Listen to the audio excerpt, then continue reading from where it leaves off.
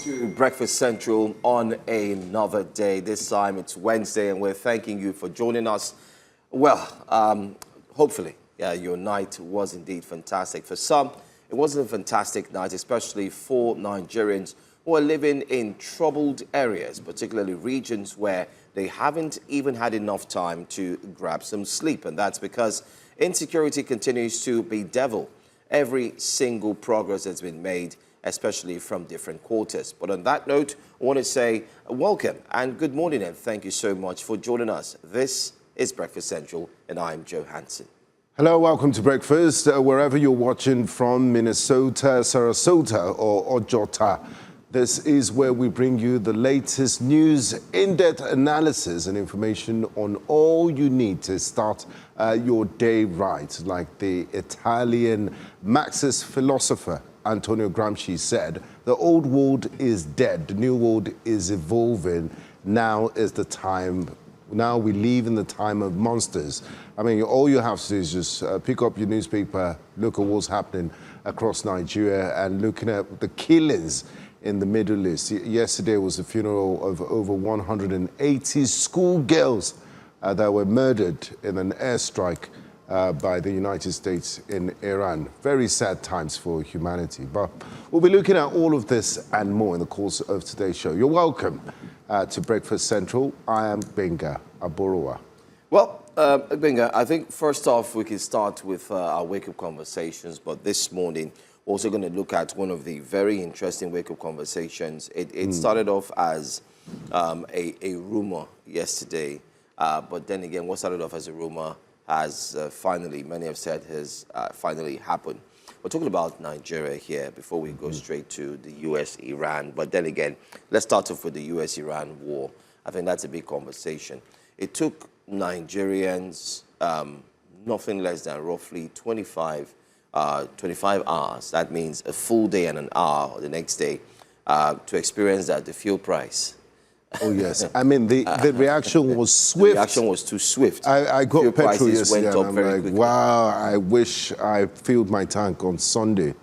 I should have known. I mean, I know I have information. I knew when the first strikes hit on Saturday morning, should have filled my tank there. At least would have saved some money for a week. Yeah, I mean, Nigerians are complaining now because it didn't take quite long before you know it. Fuel prices soared, and it's currently selling for 935 naira to a litre. Some places have been so kind to remove 5 naira for people and just leave it at 930. Dangote Refinery had increased its pump price by adding 100 naira to it. So across board, everyone just thought, you know what, let's also increase it the best way we can. So you have 100 naira increase rather, and in some places you have 105. We do hear that in some states, it's likely looking to get up to 965. I mean, it's going to hit 1,000. It's going to hit 1,000 anytime soon because the situation in the Middle East doesn't look like the belligerents are not de-escalating anytime soon. So the prospects are not good for the world economy, supply chain distractions, airline industry, tourism. It's almost like we're back to COVID again, the big reset. But there are not even talks of off-ramps or negotiations to stop this. It seems every other day there's a huge escalation. And I mean, it's not just talk. People are really dying. There are real-life consequences for everyone across the world, like Nigerians are feeling it. What happens in faraway Iran has consequences for the global economy. That's right. Let's hope, because at the end of the day, you can't shoot your way out of a problem. Let's hope they find a solution and this senseless and mindless and avoidable killings stop. It's a major problem. Just to inform our viewers that as we start off this morning, it's very key that we also let you know that when oil prices become expensive, automatically transportation as well becomes expensive. So we're going to experience an increase in transport fares for those who commute from one point to the other. I mean, take for instance, I was able to get fuel yesterday at 9:35 from 8:35 that I usually get from. So if I were a transport, or printer, you pass the cost. I'll be thinking of moving the cost to those who will be using my services. There's also another challenge again. Shipping will become expensive. Cost of insurance. Exactly. Shipping will become expensive. So those who are expecting their cargoes might be told to pay an extra cost on them as soon as they dock or they arrive, because that cost would inevitably be added to what they will be going through. So the conversation would now border on, okay, fine, if we eventually get our products, how much are we going to add on each and every of the products that we want to sell? There's also the issue of fertilizer becoming expensive as well. Farmers will also feel it, because fertilizer, whether you like it or not, you also need to use this for crops, the agriculture aspect. And most of our fertilizers, if you look at where we also get some of them from, they're not here in Nigeria. You have to ensure that you import them, and the cost for importation is equally there. Then you have production.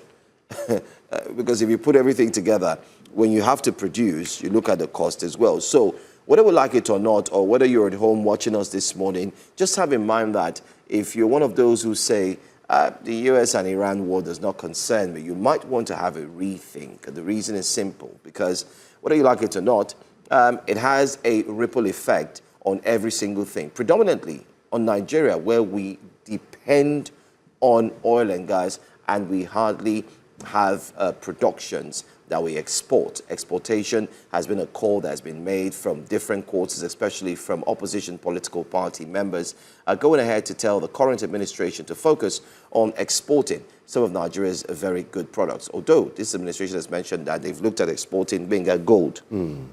The Minister of Mineral, and they talked about exporting gold and so on. We haven't had the best of that yet up until now. So, traditionally, we've been a monoproduct economy focused solely on crude oil, which accounts for over 90% of our foreign exchange earnings. And Nigeria is blessed with so many numerous minerals just wasting. And we also have services that we can export. So we need to look inwards, diversify. There's been this buzzword of diversifying, but it's just, we need to move it away from documents to real actualization. You have the Nigerian Export Promotion Council. They need to do more in encouraging Nigerians. Like, we just banned shea butter. That's another thing. And then the president now came and said he was going to extend so there are certain things we can export. Cashew that is needed in the West and doesn't have to always be crude oil. And like you rightly mentioned too, minerals, there's a craze for rare earth minerals, which Nigeria has an abundance of because of the revolution in the electric vehicle industry and what have you. So if we're smart enough and if the political will is there, we really need to diversify so as to absorb ourselves in the economy from shocks of crude oil volatility like what we're seeing in the Middle East. And now that the petrol sector has been deregulated and subsidy has been removed, we will be paying international prices of crude oil. And this is just the beginning. It might get worse. My say in all of this is, it was all avoidable. Very, very, very avoidable. The United States' own Ministry of Defense, the Pentagon, in a congressional hearing said there was no evidence that Iran was close to building a nuclear weapon or weapons of mass destruction. Yesterday, the head of the International Atomic Agency, Rafael Grossi, has said that Iran was not in any position to produce nuclear weapons. And then you have politicians tell barefaced lies that, Iran is few weeks, few months away from making a nuclear bomb. And then you go kill people, destroy lives, destroy the entire world economy on lies. And we've been here before in 2000. It just feels like deja vu. 2003, Iraq. They went to Iraq on phony claims of weapons of mass destruction.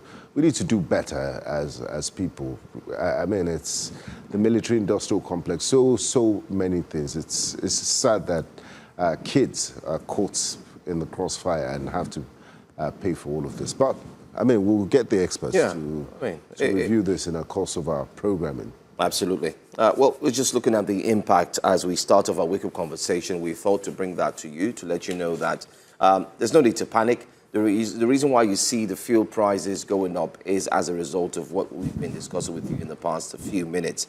But also updates as we look to wrap this conversation up and move to our next wake-up conversation.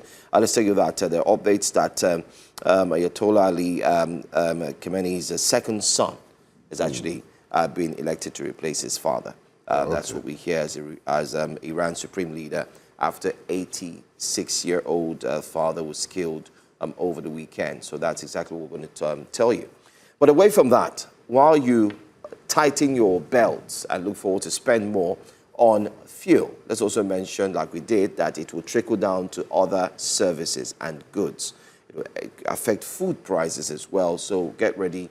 You may see slightly upward movement in terms of cost when it comes to food. Inflation, absolutely. But let's move away from that story and tell you another one. This time, let's tell you that they say when a taxman becomes the finance minister, wallets across the country sit up a little straighter, and that appears to be the mood following President Bola Tinubu's nomination of Dr. Taiwo Oyedele as Minister of State for Finance. Oyedele, who previously chaired the Presidential Committee on Fiscal Policy and Tax Reforms, spearheaded the sweeping tax overhaul that consolidated more than 60 levies into fewer than 10 major statutes. Talking about introducing zero income tax for low-income earners and granted exemptions to small businesses.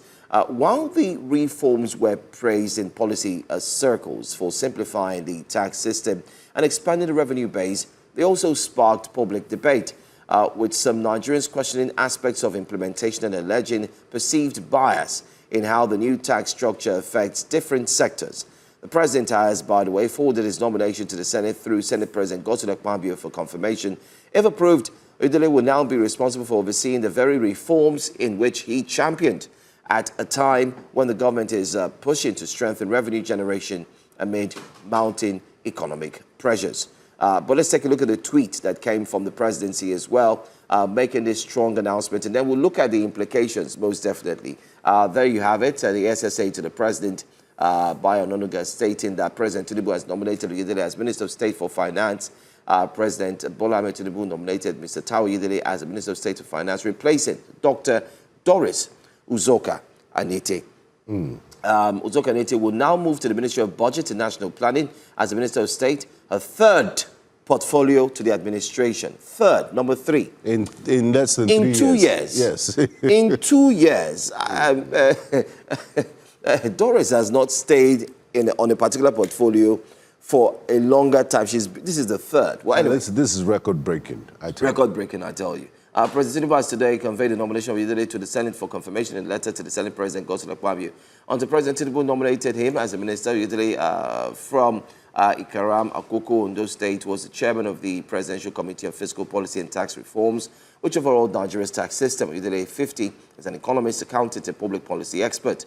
And then he goes on to reveal his qualifications and his educational background. But that's the latest story. So for Nigerians, get ready. You do have one who chaired the fiscal policy and tax reforms. Now you have him as the Minister of Finance, and most importantly, one who would take charge to ensure that every single thing indeed works for good. Benga, let's see what Nigerians are saying most definitely about this appointment, and let's see how they feel. Excited, or better still, they have a different view. Uchenna Okogwe says, let me assume you know what you're doing. Why Taiwo, Minister of Finance, is Southwest? So why is the Minister of State of Finance coming from the Southwest too? So there's no complete person, there's no competent person, I beg your pardon, in other regions. Uchenna is looking at it from a tribalistic, from a tribal point of view. Okay, this is my eyesight. Okay. Struggle to read from this distance. Let me see if I can do this. It says Nigeria first. Oh, wow. Nigeria first. This is the problem. It goes on to say, when we just copy things from Obodo Yibo without knowing what it means. So when if America says America first, we too would say Nigeria first. How are we Nigeria first, please? Did I miss something? When almost all the decisions being made by the administration are anti-Nigeria, we still have the temerity to say Nigeria first. This post could have been made and ended without copying the America first slogan when we know that there is nothing Nigeria first about anything decision we take. If we are Nigeria first, would we end insurgency? Wouldn't we end insurgency, he says? Wouldn't we stop kidnapping with the swipe of a finger? Wouldn't we ensure constant electricity? And above all, wouldn't we allow free, fair, and credible, transparent elections? There's absolutely nothing Nigeria first about this administration. Let's stop kidding, please. Thank you, he says. Well, I guess he's not too happy as well. Senator Ide Haruna says it's shocking that Taiwo Oyedele, a man who headed a failed tax reform, I mean, he's already given his verdict. He calls it a failed tax reform. Can we have that tweet back, please? Okay, let's see if we can put that back. Yeah, Senator Idris Haruna says it's shocking that Taiwo Oyedele, a man who headed a failed tax reform committee, is now being promoted to Minister of State for Finance, while ordinary Nigerians continue to struggle with soaring taxes, inflation, and economic hardship. This appointment sends the wrong message. Failure is rewarded while citizens bear the consequences. Leadership should be about results, accountability, and easing the burden of the people, not recycling officials who have already disappointed. Okay. Ayo Ade Banwo says, this is highly commendable. As they say, the reward for work is more work. Mr. Oyedele is truly deserving of this promotion, judging by exemplary leadership he provided in leading Nigeria's tax reform. So just a mixed pot of reactions there, some positive, some negative. But I guess the deed has been done. And knowing that the APC controls a majority in the National Assembly, his confirmation is as good as a done deal, foregone conclusion. So we wish him well. I mean, at least it's a square peg in a square hole.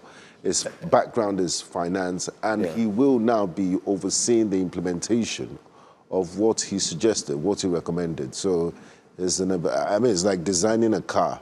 And you have you're to part be of the engineers, and then you're driving it, so you'll be in a better position. That's one of the positives I see there. And I think it's too early for the jury to be out on his performance. We're waiting for, give it a year. Let's see what it does. There's also the argument that Minister of State, you have the substantive minister, and then you have Minister of State. Now, how much work do they really do as ministers? But I guess they have a way of working things out. Well, some Nigerians are still not too excited about the appointment, but it's not about the appointment. Let's see what it will do to the Nigerian economy.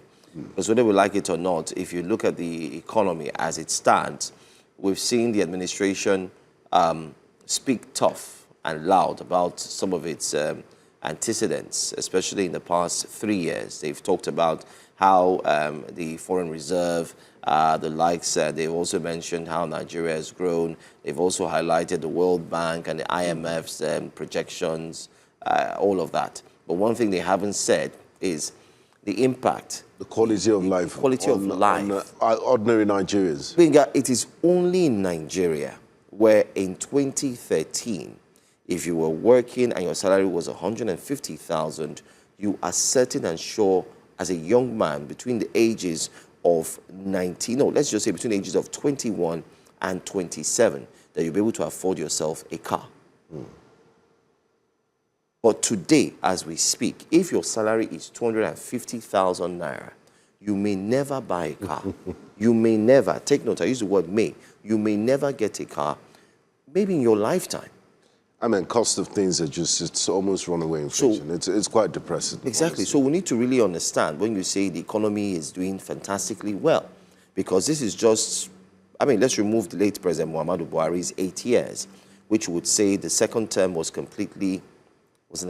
abysmal, was in shambles, because it took Nigerians to a state where many had thought that when you now have the current administration, it will be able to reverse the lives of Nigerians back to what it was before the second term and the first term of the late former president. But now it seems like, have you seen now, for you to get a car as a young man, I mean, you must be able to earn at least a salary of over 600 to 700,000. And more people have fallen into multidimensional poverty. Yeah. You have myriads of problems, insecurity, and the people just want the government to do the basics because they put themselves forward. They said, look, vote for us, we'll be able to fix your problems. And, I mean, not make excuses, but look at where we are today. Next year is an important year. It's a general election. And Nigerians will go to the polls to see if, you know, they'll score you, give you a good score mark so that you can return, or otherwise they will vote you out. So, I mean, the ball is in the court of the decision makers, the politicians, the policy drivers, to do their best to improve the human development indices and lives of Nigerians. Absolutely. Let's move on to our last wake-up conversation this morning, and let's tell you about this worrisome story.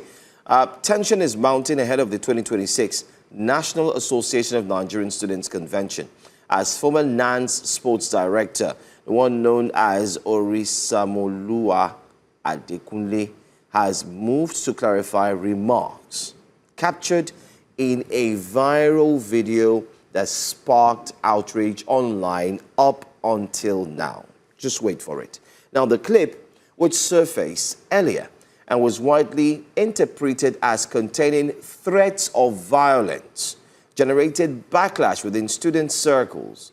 However, Adekunle now insists the footage was deliberately edited and taken out of context. In a statement released on Tuesday, he explained that the conversation was part of a private political discussion initiated by another aspirant seeking his support, stressing that only fragments were circulated while the full context was omitted. Please take note with these statements of ours that we're making clear to you, because you will soon see the video and you will judge for yourself, okay? Take note. Now, Adekunle maintained that his comments were strictly issue-based, focused on governance, direction, and leadership capacity, and did not attack or defame any individual. While reaffirming his support for Comrade Opiano's presidential bid, Adekunle called for open debate and democratic engagement, urging aspirants to present clear manifestos and allow delegates to decide freely. He added that he would not be intimidated into silence as the build-up to the convention continues to expose deepening divisions within the students' body. Now, let's mention to you that this is NANS, National Association of Nigerian Students election. Maybe I didn't say that well. This is NANS, so take a look at this video.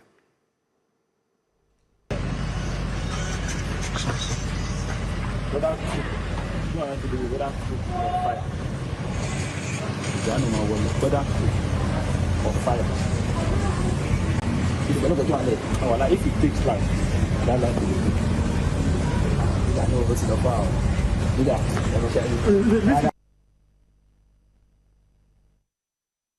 Okay, so what we'll do is we would ensure that our producers work on that audio so you could hear it clearly. What was captured from Adekunle's lips, where he was saying, he said it was going to go to any length to ensure that, of course, the candidate won, even if it meant that people will have to die. Yes. I mean, this is a student's election. Even if it meant that people will have to die. And the candidate there standing and said, no, now. It doesn't. He said, no, listen to him. That you should listen to him. Benga. And they knew they were being recorded. I mean, I don't know. And he knew it was recorded. He knew it was being recorded. Without trying to mince words, he has also come out to say he's a bona fide APC member. I mean, by now, because of an imminent threat of violence, he should have been invited by the police to clarify his statement and to, because if anything happens, it will be on him, because he's made open threats to murder people. I mean, regardless of the political context, you cannot make certain statements. His excuse does not hold water. There are certain parts of what he said were omitted. You obviously said that you will go any length, even Any if length. it means killing people. So in what context? What context justifies that? Okay, so the parts they omitted, put it back and still let us make it make sense. So this is where, I mean, Nigeria is where it is today because we have a problem with dealing with people. There are no consequences for bad behavior. You know, somebody sins, commits a crime, you say to err is human. We saw Kwamwon, we saw the very dark man plane incident. Both parties that were fighting on that plane, as far as I'm concerned, should have at least 2 years or a year minimum be put on a no-fly list. And then you have this incident. A student union leader, a former director of sports or director of sports, threatening to use violence by any means necessary just to win elections for a student body. We're not even talking Student body. I mean, it's ridiculous. And this is, they learn from their leaders, they learn from the politicians, and this is the quality of discourse. This is the level of conversations we're having. Students, we should be the bedrock of intellectual discourse. It's not even talking about manifestos or how to, you know, to win their challenges in debates or better programs. The first thing you think of is violence. It's really sad, and it's a sad reflection of our society, unfortunately. This is what goes on. This are the examples that politicians have been showing them. So they're learning from the politicians. Just a few days ago, Joe and I on this set we had a discussion with guests on the sad incidents of violence attacks in Edo State. So if the elders are doing this, what do you expect from students? But let's take what Nigerians are saying on X. Emperor France says, NANS no strong again now. It has been hijacked by a greedy set of people who worship these useless politicians. If not those years, who is a security committee? Talk more, a local government chairman or governor. Essential says the DSS should pick him up and lock him up without sunlight for another 6 months. He says. Shola Hassan says, official attacks the DSS and the Nigerian police. Rightly so. I know you've seen this, but I still tag you. Yes. Wenga, we've always said it here on Breakfast Central. We're going to say it again. When the national election is not seen to be done in a free and fair manner, what happens is whatever statement you make is being simply just seen as he was just making. Mm-hmm. You know, we've detailed this account last week. We talked about Iauchi. We talked about the area boys who had come out in 2023. They had their cane and said, if you come out, we'll flog you. We talked about the lady who bled at the polling unit because she was, you know, attacked. We talked about the street urchins, area boys who take over the polling units and threaten lives and property and tell people, you know, they will burn down, fire, brimstone, name it. The politicians too have made some very precarious, horrible statements, dirty statements on and national also, television. I mean, that if I see you have an APC chairman in a state who said, I hate Peter Obi. If I see him, I don't want to see him. You have someone who, you know, what we're trying to say is... it cuts across board and society. But just before we go, it's very important to mention this. Yesterday, it's so nasty that we can't even put it up and, you know, amplify such an irresponsible statement. Reverend Ezekiel Dachomo is very popular. He's somebody that, you know, is a leader of a church, and you expect him to be more guarded with his statements. He makes some highly insensitive and disparaging comments about Muslims, which is very capable of, I mean, it's like throwing a matchstick into a keg of gunpowder. It's very capable of disrupting public peace and could inflame the region and cause serious violence. And you expect somebody of that nature to be more guarded and circumspect in the statements he make. I'm sure the DSS would invite him or the Nigerian police to talk to him, because we need to be careful, especially in times like this. That's all. Just to wrap things up, we expect the DSS and the Nigerian police force to invite the APC Security Committee member, Mr. Dekunle, who has made this scathing and very horrible remark in front of the camera, saying even if it's violence, they will put the violence away. People must die, they must die. I think this is 2026, and people need to realize that whatever statements they make, they need to actually be held accountable. And this also goes to the leaders who are watching, the politicians. Whatever you do or say, like we always say, you are setting a precedent, because the truth is you will not remain in power for the rest of your life. Somebody will take over, and when they take over, they would bring out your playbook, and they would amplify it and even do worse. So you are leaving a legacy that you yourself or your family members will not be able to extinguish when the fire indeed, like they say, catches or burns, rather. So let's just drop that. But anyway, that's all we're going to take on Wake Up Conversations this morning. Don't forget, we're streaming live on YouTube. What did you call that? YouTube Constituents. No, YouTube. Is it YouTube manager, Olive? Olive, yes. She's not on ground today. Unavoidably absent, but she'll be back tomorrow. But let's not stop there. Go on YouTube, drop a comment or two, and let us know what you think about the stories. You can react as well. We'll be taking your comments very, very soon here. But let's start off with just 2 comments before we go to our headlines.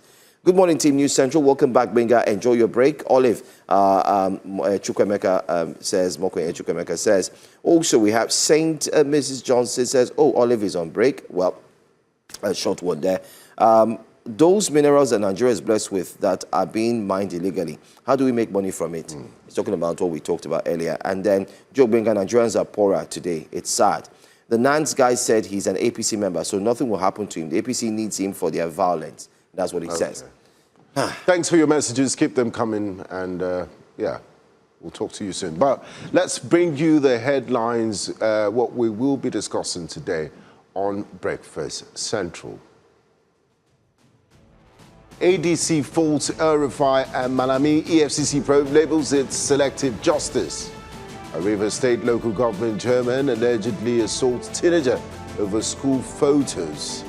And Onitsha market traders kick against demolition. So today on Breakfast Central, lawmakers lash CAC, I beg your pardon, over poor record keeping.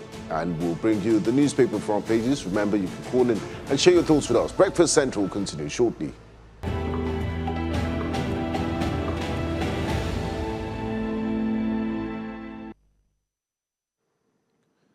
The House of Representatives Committee on Finance has expressed dismay over the inability of the Corporate Affairs Commission to account for the numbers of registered businesses, companies, foundations and associations in the country.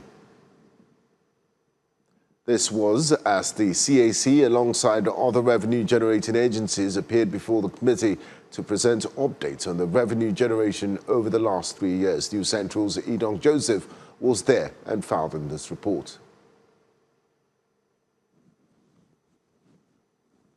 Revenue monitoring session where officials of the Corporate Affairs Commission, the Federal Airport Authority, and the Nigeria Customs Service in a bid to update members of the committee on their efforts at revenue generation between 2023 and 2025. The Registrar General of the CAC informed the lawmakers that the Commission generated over 8 billion naira from the registration of business names, companies, foundations, and associations in 2023 alone. We generated 8,179,390,000. In business name registration, we generated 4,312,000. In incorporated trustees registration, that's registration of association, we generated 825 million. However, when asked about the total number of registered organizations in the country, the Registrar General failed to provide details. Sir, I have the data, but it's not with me, because the business registration we are hosting, the data we are hosting is predated 1912. If you cannot speak to us factually, I think we should step you down and bring you back another day. But the idea of you coming here and telling us, I don't have this, I don't have that, telling us you started in October and all of this, I think it's unacceptable. Meanwhile, in another session with the Federal Airport Authority of Nigeria, the managing director revealed that Nigeria recorded about 17.5 million passenger traffic in 2025, but failed to provide clear details of its revenue generation. Just to clarify, on the page that you're looking at, we know that this committee is more concerned about cash collections. So if you notice, there are 3 columns on that next page. The first column is 2023 approved budget. The second column is actual revenue received, which is cash. We did not show the revenue generated. So we want a full record, full, to the last couple of all your debts, 2023, 2024, 2025. Following the developments, the committee requested that the 2 agencies provide detailed records and reappeared within 1 week. In Abuja for News Central, Idong Joseph. So, budget defense, guys, now. I mean, I'm glad that the House of Representatives and the Senate is doing this exercise, because it's very, very important for Nigerians to shed the light on it. These are revenue-generating agencies, and Nigerians need to know better. It also exposes the level of competence and the level of work that is put in. I find it very ridiculous that the most basic questions, how many business have you registered in a year? How many businesses are in Nigeria? And you call yourself the registrar of the Corporate Affairs Commission. How much? You cannot. How then the MD of FAN cannot tell us how much was generated? Well, okay. I mean, I could excuse her on this, on the fact that, you know, they take a lot of cash payments, and FAN has decided to, from the 1st of March, abolish all cash payments. So maybe in 2026, when she goes for a budget review, she'll be able to tell them in accurate details, because there will be a central record, and it's easier to monitor how much they've generated. Just for the records, for our viewers who are watching, there has been a consistent failure in defending budgets in the past 2 months at each Senate committee. For their stewardship. There has been a consistent failure for the past 2. In case you've not been following, our reporters who are covering the red and green chamber have continued to do justice to these stories. And News Central has been at the forefront highlighting these things, and we will not stop. And first off, we must also commend some of the senators or the lawmakers who have decided to sit down and say, listen, we're not going to give you the pass mark. And for being firm, regardless of party affiliation. Yes. How do you appear? And we're not talking about small monies here. We're talking about billions that you say have been generated. So where is it? Your ministry has a budget. What did you use it for? The one that has led to many people talking about the appointment of Oyedele has to do with the fact that the Minister of Finance and the Coalition Minister of the Economy was invited and he was asked questions. How come you have not been able to expedite action to use the fiscal budget for 2024-2025? What did you use it for? How come the president is saying something and then you're saying another thing? And he had why no is there a answer. shortfall in, financing all these ministries, because they're the capital component of their budget? No answer. No answer. And then he pushed the ball to the same woman, Minister of State, who has now become... she's going to her third ministry in 2 years. In 2 years. It's ridiculous. There's another thing I would like to highlight on that video is the registrar of the Corporate Affairs Commission, Mr. Magaji. I mean, if you're going to appear before the Senate, you should not come in this wearing a cap that shows your political affiliation. Your appointment as the CAC registrar is an apolitical appointment. Your job is to serve Nigerians, all Nigerians within all parties. You're not there to, cold-toe to Mr. President or to show that you are loyal to Mr. President. You're there to do a job. So it's very sad that you appear before the Senate wearing a branded cap showing logo. the president's logo. It's really, really sad, and we deserve better. You shouldn't appear in such, knowing the occasion you're going to, and you wonder if they're better prepared, because these are very basic, commonsensical questions that you would expect, that you should expect the senators to ask you. If I were to tag today's show, Benga, so far so good. In the past few minutes we've got, I think I'll target the surprise edition. And I'll call today's show the surprise. No, the surprise edition to our viewers, because you have been shouting on your mandate, but you are not even. You are not prepared. You're not prepared. You're not even living up. It shows that you're not fit for the office if you can't answer certain basic questions. And then your excuse, he kept on going that I have the data, but he's not here with me. So, you know, this is the Senate equivalent of my dog chewed my homework. That's why I couldn't bring it. My dog ate my homework. And these are high-level officials. It's sad. It's painful. I think, I mean, you know, sometimes I got a call just to highlight. We're going to our next story, please. Just to highlight before we move to our next story. Someone said, how do you guys do it every morning? You show up on your program and you see all these stories. And I say, listen, what we're highlighting is, it just shows you what's happening at the top. Then what do you think would be happening in the lower center? Levels. And then local government wards, where you cannot prove what trillions or billions of taxpayers' money has been used for. But you affiliate where they had. Mr. President must really need to take 2 days off and sit down and look at these issues and look at all the ministries and parastatals and ask himself questions. Maybe there needs to be a complete sweep, because if Mr. President is doling out more money and yet the economy is going down the drain as we speak now, then there must be a leakage somewhere. Really sit down and people need to know what is going on. Yeah, absolutely. And for Federal Airports Authority of Nigeria that has decided to, you know, go 21st century in implementing a no-cash policy, it will be nice if you streamline your systems, if things are done in a more organized manner, because lots of Nigerians have been missing their flights in the last few days since FAN went cashless, because traffic backs up.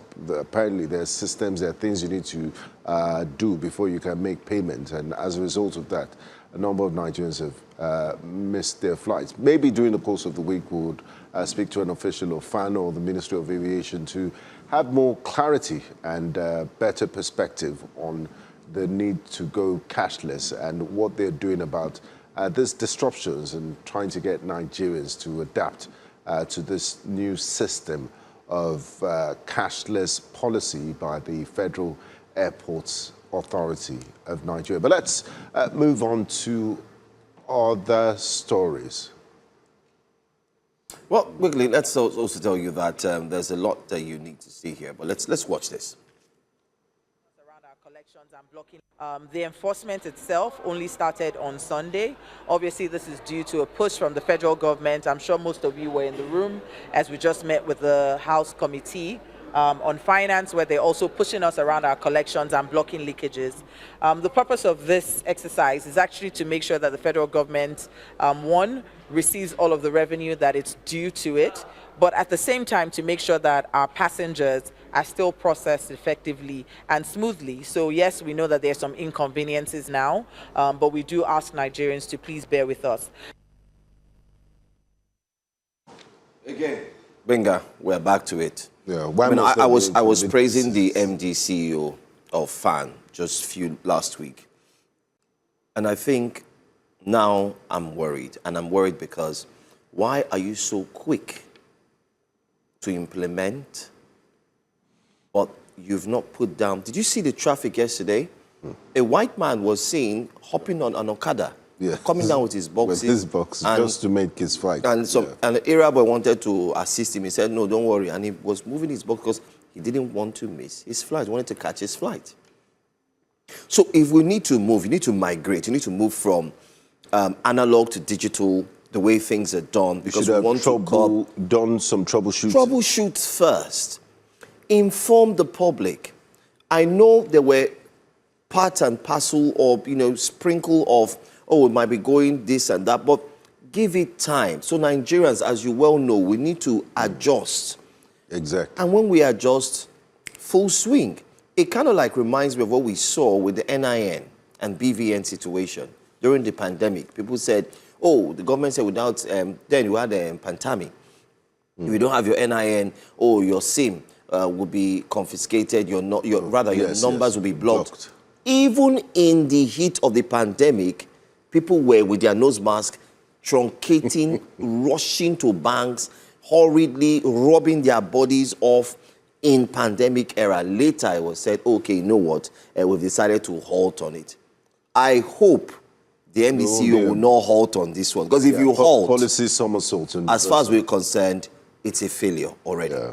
Don't halt on it. I mean, it's sad. You speak to average Nigerians and they say everything that has to do with the government, you need to pass through a level of hardship. You're trying to get a SIM, you're trying to register NIN, you're trying to just go to the airport. It's such an inconvenience. Why should it be so? Because you're moving from cashless from cash payments to cashless. It shouldn't be so. And it's now become the hallmark of defining Nigerians that if things are Nigerian government service delivery, that if things are not, if you don't suffer, we've not made it exactly, work. And it's a bad reflection. Anyway, let's move to our next story very quickly. This time, let's go to River State. Now, this story broke yesterday. News Central did justice to it, but let's tell you about it. That in River State, a troubling case has stirred outrage and divided opinion after a young woman accused a local government, well, not really accused, but she went ahead to highlight what the local government chairman had done. So she accused the local government chairman of assaulting her over social media posts that exposed the poor condition of a public school. The chairman of Ahwada West local government area, Honorable Eugene Cheta Epele, is alleged to have ordered an attack on a teenager identified as Ogadimma Mini after she uploaded photos highlighting the dilapidated state of a secondary school in Odioku community, his own very hometown. Well, according to Ogadimma, she shared the photos to draw public attention to the school's decay and possibly attract support for renovation, which we've seen even youth coppers do in different states and communities when the government falls asleep. But this time, she claims the council chairman viewed the post as an attempt to embarrass him. She alleges that during a confrontation at her family home, the chairman ordered his brother to beat her, leaving her with visible injuries. However, in a statement released by his chief press secretary, Dennis Ezewa Lot, the chairman denied the allegations, calling them false, exaggerated, and politically motivated. The statement insists that the chairman only visited the girl's home for a peaceful discussion and that she sustained her injuries accidentally during a minor scuffle involving a bystander. You know, we have to stretch these names so you understand clearly. But to help us unpack this developing story and its implications is a resident of Odioku community who will join us later on. But we also have our very own reporter who took it upon, of course, her duty to go down there, investigate the story and find out more. But let's see what the young lady said in a confrontation, a one-on-one sit-down, and let's listen to her story. We'll be right back to speak with our correspondent. On the 1st of March 2026, the chairman of Ahwada West, Honorable Eugene Cheta Epele, came to my house unannounced and he met my mother.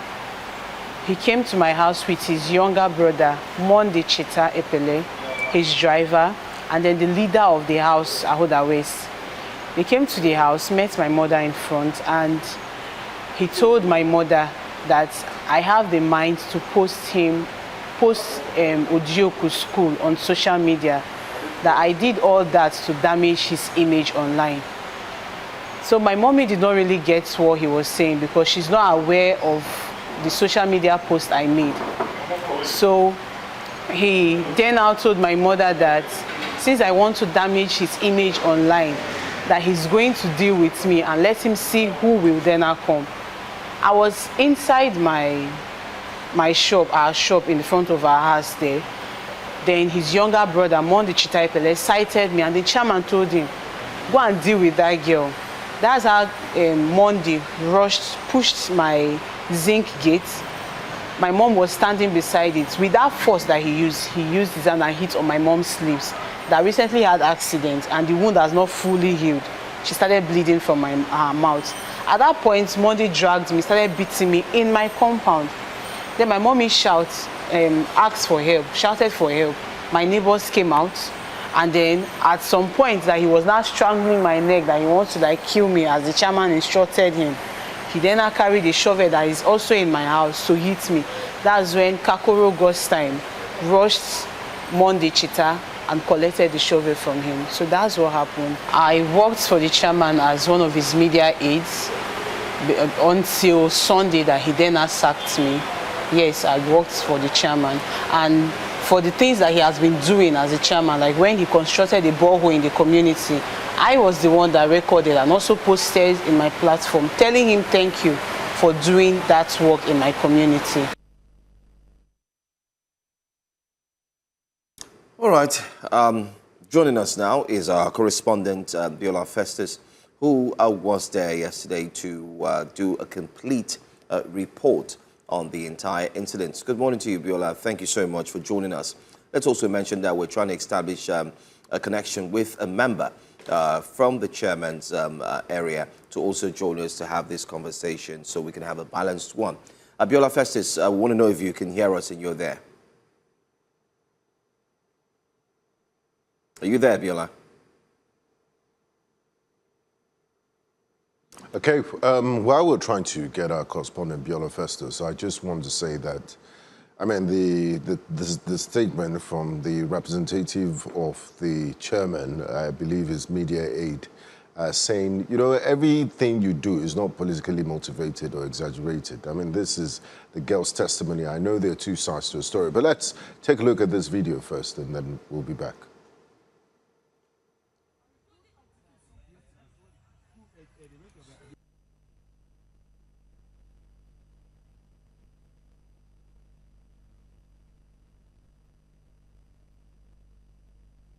What you will me?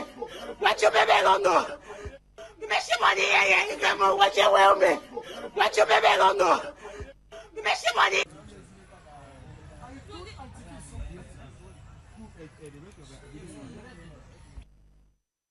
Looks like a clear case of oppression and bullying. Just because you don't like the image that she put out, you had to go threaten the family and do all those sorts of things. I really hope, and I'm surprised, and these are some of the questions we would like to ask our correspondent, if law enforcement has stepped in or if they've questioned the local government chairman, Mr. Pele, on this incident.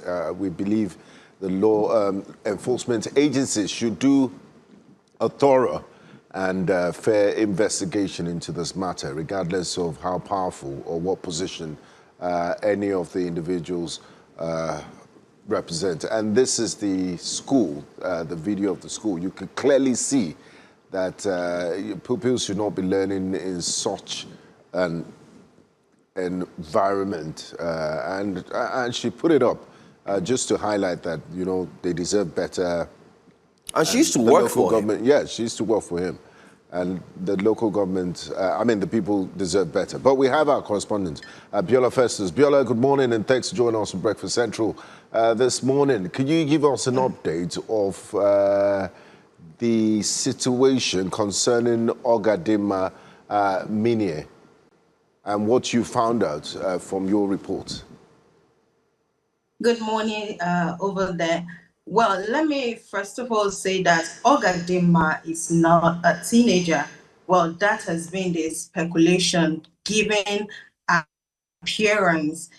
Ogadima is a young lady who is a graduate already, and she told me yesterday that she was actually on a master's degree. So that aside, now I've been to the school that she posted, and we can match the visual, the situation we saw on the ground yesterday at the school with what Ogadinma posted. And there is no difference from what she posted and what we saw on the ground yesterday. Well, we've also been trying to get the chairman to respond to all these allegations leveled against him.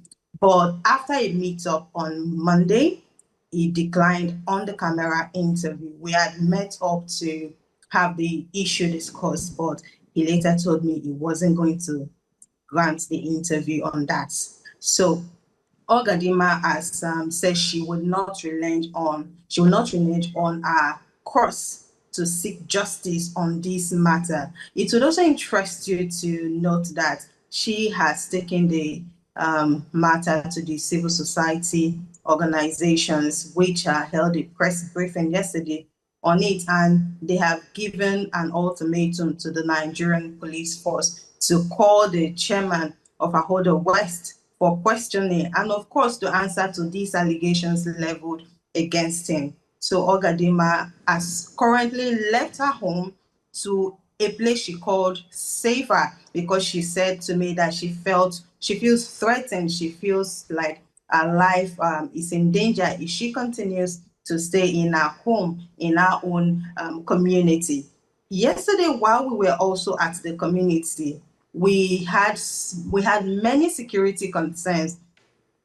I could count numbers of locals telling me you have to be careful if you're in this community and you are talking about this issue, which I will bring forth later in the day for our audience to view. So we were there in the community, and many people refused to talk to us, even some that told us in confidence that they saw what happened, they were there. It's an open community, it's an open place. The house that the incident allegedly took place is just on the road where you have public vehicles moving around. In fact, almost at the center of that community, because it's at a T-junction, so it's possible for many people to have witnessed it. But when we sought to speak with them, they said no, that if they do, they may not sleep in their houses that night. In fact, the three persons that agreed to speak with us when we were leaving, they said they also have to leave the community that night, because if the news comes out, they may not be able to make it to the next day. In their words, that was what they told me. So this matter has been on the front burner of discussion in the state, and of course, many condemnations have followed. What is now left is for the accused to comfort and say his own part. Of course, we've tried to reach him, but he declined. Okay. I mean, in that interview you had with Ogadima, she also mentioned that she used to work with the local government chairman. So we want to believe that there's a relationship of some sort in terms of the local government chairman knows her, and she also knows him. And ordinarily, one wonder, okay, why didn't she just, ask him one-on-one, what are you going to do about the school? Was she, in your conversation with her, did you find any form of her wanting to soil the name of the local government chairman, as it has been mentioned? Because his aide said it was political. Yes. Or was she just out of her feelings? She just felt, listen, I need to really talk about this because the school is in a deplorable state. What did you detect? We actually had this conversation yesterday, and she told me that this had no political coloration, that she just wanted to post the school she studied from. I went to the school and they told me that she was their SP girl in her days at the school. So she said she just wanted to talk about her school. Then I asked her, since the local government chairman is your boss, is your employer, why didn't you bring this to him, given the fact that he is the #1 citizen of that community, being the local government chairman? And she said she had told the principal about it, and the principal said the chairman told him, that's the principal, that the rebuilding or renovating a secondary school is not under the purview of a council chairman, but that of the state government. So she said she already knows what it is, and she posted it on social media to get public sympathy and, of course, to create awareness. Perhaps good-minded individuals could come to the aid of the school, because the school actually, from what I saw, is in dire need of renovations. And that brings me to my question, Biola, because you were at the school, and she said, like Ogadima said, goal was to bring attention to the state of the public school in Ahoda West local government, that particular school. What did you see, and what's the state of the infrastructure there, the learning environment? Could you share with our viewers what you witnessed from visiting that school? From the footage we gathered on our investigation yesterday, the school lacks teachers. I was told by the head girl in the school, she actually spoke to me with the permission of her mother. She told me that the school has just 6 teachers. And of course, we know that a secondary school offers nothing less than 12 subjects. Now, 6 teachers just laying between 12 subjects. You can imagine what that is. I mean, this is a school, a secondary school that ought to have arts and science students. So when it's time to learn, both arts and science come together in a classroom to learn. That brings me to the state of the classroom itself. Now, I was inside that classroom. I mean, I could just walk in from anywhere into a classroom in the school and nobody stops me. Even at that, I had to get the permission of the school authority to do my investigation and report on the school. But anybody could walk into the school. While we were there, we saw lots of content creators just walk into the school, take videos. And I mean, I was surprised when I was in a video of one of them yesterday. So the school is that porous. It's not fenced. It's not, there's nothing to protect even the little infrastructure they have. And of course, there are no desks in the classroom. Students literally sit on the floors and on the windows to learn. So the school is in a poor condition and it needs attention, no doubt. Thank you so much, Biola Festus, for bringing us updates on this. It's an open space that's left for the local government chairman, Mr. Pele, to do well to speak with us. Hopefully, he will be watching, and his media team or his aide will speak to him to do well to come to the front of the camera and clear the air. But we want to applaud you for the great job you've done. And we look forward to hear more. I'm sure you'll be on the 12th report with the updates as well. Thank you so much for your time. Thank you, Biola. Thank you. We'll go on a quick break. When we come back, the second hour of Breakfast Central is here, and we do have many more stories for you. Stay with us.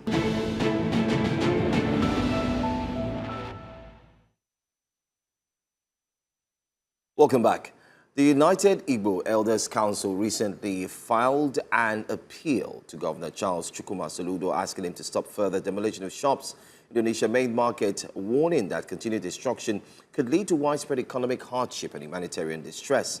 In a statement issued on Monday by a UNEC chairman and Director General Justice Alpha Ikpema, titled "UNEC Warns Against Demolition of 10,000 Shops," the council praised the governor's vision for urban renewal, but cautioned that it must not come at the expense of livelihoods in Onitsha, a city described as the commercial heartbeat of the Igbo nation. Governor Soludo insists the market needs renewal, but critics say the demolitions are too sudden, too harsh, and risk plunging thousands of families into hardship. So is the modernization coming at a too high a cost? We shall be speaking to one of those affected by the actions of these ongoing demolitions. Join us for this morning's conversation is social entrepreneur and convener of the Obaji Festival and a member of the Onitsha Chamber of Commerce, Ozioma Anieto. A warm welcome to you, Ozioma, and thanks for joining us this morning, live from Onitsha in Anambra State.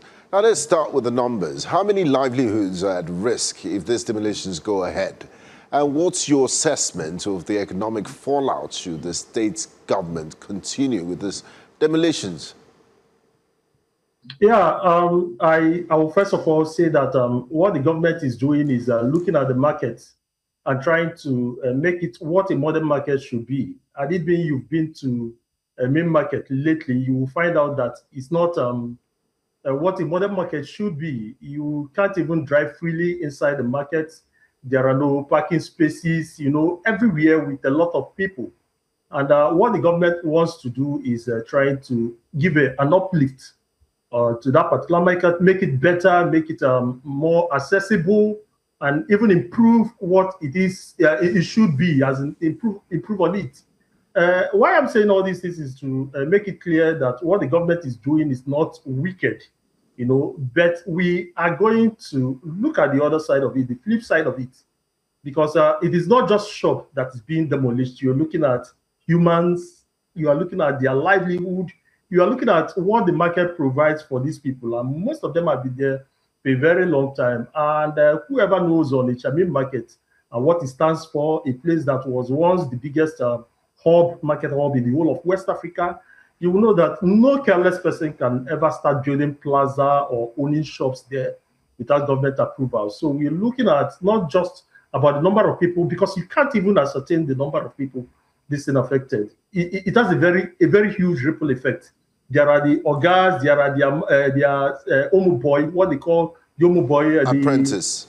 Apprentice, there are a whole lot of, and one particular shop you're looking at, that place may have a network of 10, 15, 20 people. If you have been there, you will see that even some people, when they say so and so number of shops, sometimes people take a quarter shop just to place whatever they have and have something like a warehouse outside there. So it's going to affect a whole lot of people.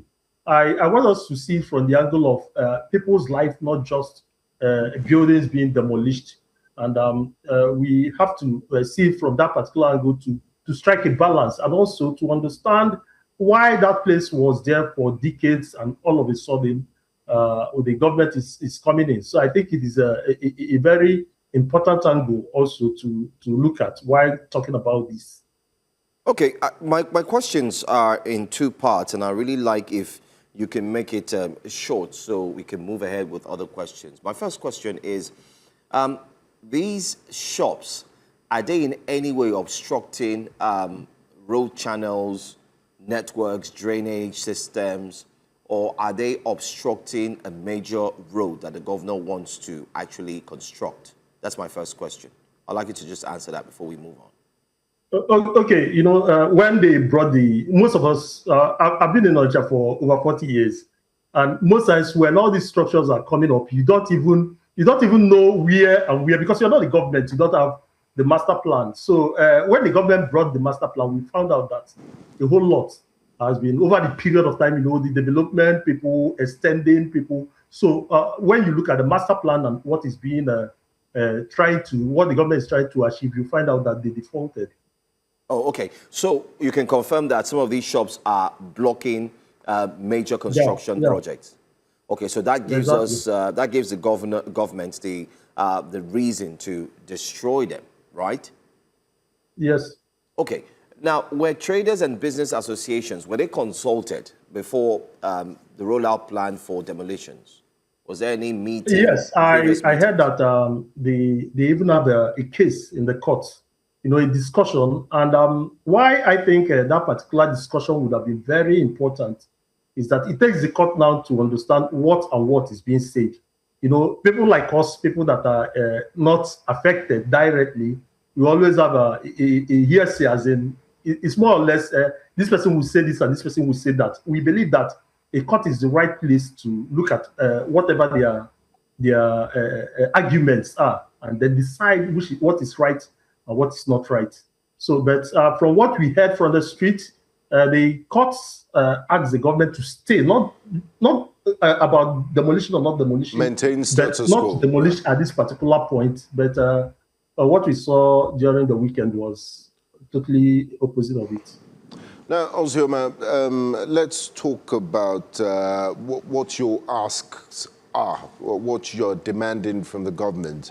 and what will be a fair compromise? Because the government says it needs to modernize some of the structures are illegal, and they've given several reasons for this. And you are rightly have highlighted that there are human costs to this, there are economic costs to this. These are people's means of livelihoods, it's a business. So if you could, speak to the government, what would be your position? What would you be asking for? And what would be a fair middle ground in order to move forward?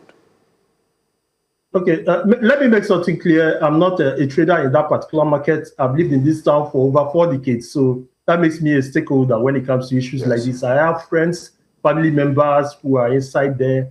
I have interaction with them always. I write about it because it is my constituency when it comes to that. So that when you look at all these things, when things like this happen, there is no fair price. I believe that mainly what the government should have done is sit down with these people, have a real conversation. This is not something you do hastily. You sit down with them because this is about their life. Some people are saying give them another shop in another market. But let me just explain what the market is like. If you are in market A, if they take you to a market B and give you a shop, you've changed everything. The dynamism are not the same. They are 2 different places. And like most markets, you know that this particular area, they sell so and so. I was thinking that the best thing that would have done is look at the people in that particular market. If it were people that were selling clothes, we can now think of how do we relocate them and get this thing done. But most importantly, like I said earlier, what we would have done is wait for the court to decide. And again, when you are looking at this, people will say, give them money and whatever. You ask yourself, how much will be enough? Are you going to give an average to every other person, people that have social and social, you pay them this? It's not about paying them for this. Some people, all their lives, the only thing they know about is waking up to going to that particular shop. That's what they've been doing for decades. And all of a sudden, that shop is no longer there. So I can't now just say that this is what should be done. But looking for a fairer ground, there should be something like the compensation is very important. And then the government should sit down with them, listen to them directly, because they can always be in the best position to say that this can appease us, and the government will always say that, I can't in my own capacity say that this is exactly what can be done, but there should be something like a government coming in to know the best way to get these people back on track, because these are lives being destroyed. Ozioma, just to follow up with what you said, in a recent interview that the Commissioner of Information in Anambra State held with our with News Central, with our station, one of my colleagues did ask him that what would be the alternative for traders who had their shops demolished in this exercise, and the Commissioner of Information, Law Mefo, categorically stated that traders have a lot of alternatives because the main market in Onitsha is not the only market in Anambra State. How do you respond to such a comment coming from a government official? That is totally unfair. It's just like telling you that if I demolish your house, maybe in Lagos, I'll tell you that Lagos is not the only place you can live. It doesn't work like that. People are building their lives around the area they go for their livelihood. People are sending their kids to schools around that place. People are paying house rent around that place. People are building businesses. Their wives are leaving jobs that they may get in another state just to be very close to that place. That's why I said that particular place is not just shops. This is people's life. People are building their life around their source of livelihood. When you look at Onitsha, for instance, any place that is closer to the market, it's always more expensive, even if that particular environment is not the elite environment. It's for a reason. People are living there. People are building their lives there. People are sending their children to schools around that place. People are forming communities and churches around that particular area. You can't just tell me that there are other markets. Should we move to Ogidi or move to Oka? Because it's not the proper thing. It's not the proper thing, because telling me that there are other markets is just like taking someone's life and taking someone's life and then tell the person to start all over again. We are not talking about kids. We're not talking about people that are 18, 20 years, 25 years. We're talking about men. We're talking about people that are in their 60s, people that are even in their 70s. So it's not just about starting afresh or going to other markets. And like I said earlier, even other markets, when you think about other markets, what you're selling in main market is not exactly what is being sold in Ochanja. Every market has its own uniqueness. So it's very unfair, and I would say a careless statement to say that there are other markets people can go to. It's not proper from my own point of view. Okay, my final question to you this morning would be, what are the traders doing as a result of having some of their shops, losing their shops, losing their products, their sales, everything is going down the drain. What have they done, or what are they doing currently as we speak? You can't fight the government. The government is like a god to all of us, and that is why we always pray that the system should find a way to checkmate, to be a middleman between us and the government. So there is nothing you can do to the government, and the worst part is that it has been demolished. When it wasn't demolished, you'd be thinking about going to court and every other thing, but now it's demolished. They are doing the best alternative they have, approaching the court, bringing in their cases, trying to know if they will get compensated, and then maybe have a fresh distance to life, a fresh start to life. That's what most of them are talking about presently, because you can't just build that market that has been demolished already. So the deed has been done. It's just it's just looking for alternative. How do they start all over again? That's the only option left for them. Okay. Now, finally, Ozioma, my last question before we wrap things up. They say the judiciary is the last hope of a common man, and a High Court in Anambra State earlier directed all parties involved when this case was brought before it to maintain the status quo, but we've obviously seen that a serious breach in that order by the Anambra State authorities going ahead with the demolition. And I mean, the traders can't take laws into their hands. You'll have to go back to courts. When you speak to, as a stakeholder, are you going back to the courts to seek some sort of compensation and redress? Because they're the only ones here who the traders can seek refuge in, and also, charge the state government for contempt of court and maybe seek some compensation. So would your members of your association be looking at that, or you just leave everything to God, as we always say in this part? Yeah, like I said in the last one, that is the only option left. That's the only option left.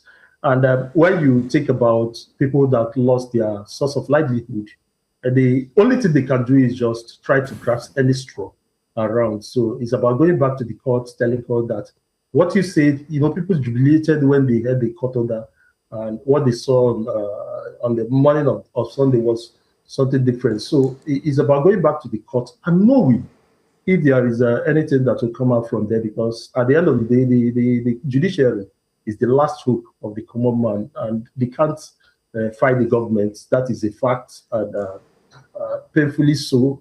So they will be moving back to the courts to know what if the courts will give them any soft landing. Okay. Thank you so much, Ozioma Nieto from Onitsha and Anambra State. It's been a pleasure speaking with you. We'll continue to monitor the situation, and we'll reach out when there's a need to. Thank you. Thank you so much. Joe, the timing is very interesting. You remember him, the campaign of Governor Soludo last year, promising money if you deliver this and that. Why is it that politicians never demolish structures during campaign season? You're laughing because the answer is obvious. So you know. I ask a question that I know the answer. Okay, moving on to other matters. Yes, I think we should look at this story. Governor Babagana Zulum is in the news, by the way, and let's tell you why he is in the news. Well, he has reaffirmed his commitment to ensuring Borno State remains stable and progressive beyond his tenure, declaring that only a capable leader will succeed him in 2027. Now, he spoke at the Borno State Congress of the All Progressives Congress, where new state executives emerged through a consensus process. News Central's Umaru Kirawa tells us more in this report. Party members across Borno gathered to chart a new leadership direction at the APC State Congress. Addressing party faithful, Governor Zulum stressed the need for continuity, competence and commitment, noting that Borno's recovery from years of insurgency requires steady and visionary leadership. Within the last 7 years, Borno State has witnessed phenomenal growth in terms of security, and therefore we shall do everything possible to sustain the current momentum that we have reached. In the name of Allah, the beneficent, the merciful. Let me also inform this gathering that we will not allow anybody, inshallah, somebody who is not amongst us, somebody who has no capacity to come closer to what we have been doing for the last 7 years and to come and take over the affairs of the party. The party will remain resolute under my leadership, and inshallah we shall succeed at the end of the day. Through consensus, Bello Ayuba emerged as state chairman, while Mustafa Loskorima was elected secretary alongside other executive members. Consensus. Kuma kowa ya sani duk lokal gama 27 duka kuna sane da wannan wanda za su zo a state party su wakilce ku. Don saboda haka ka san kowa ya san cewa mai girma gwamna Professor Babagana Obasanjo The newly elected executives were urged to promote unity and discipline, seen as critical to the party's future electoral success. We will inshallah be inclusive, transparent, and accountable in all we do. We shall not let you down. The Congress ended peacefully, with stakeholders, including former Governor Alimodu Sharif, describing the exercise as a demonstration of the party's cohesion in the state. In Maiduguri for News Central, Umaru Kirawa. All right, so it's all about the next successor, especially come 2027. We do hope that what we saw in River State will not be a repetition, Binga, in other states, because like we always say here on Breakfast Central, it is a precedent that is set that would end up being the norm in the future. Yeah, starts with one person.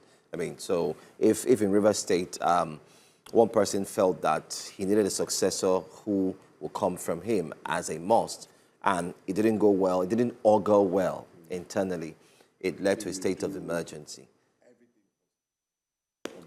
Exactly. And where is it written in the Constitution that when you're done with your time, you should be governor emeritus? Because it didn't happen to him. His own predecessor, Rotimi Amechi, went ahead to do his bit. He wasn't breathing down his neck, so why this? All right. But we'll go on a quick break. Different strokes for different folks. Yeah. Absolutely. We'll go on a quick break. When we come back, we'll take a look at another story. This time, we're looking at justice. Is it justice or is it not? We'll be reeling out some of the most important details you need to know about those who have been accused and are currently in custody of anti-graft agencies, and some who were accused but seem not to even know where the anti-graft agencies' number or addresses are. They've not even been called. Stay with us. This is Breakfast Central. We'll be right back.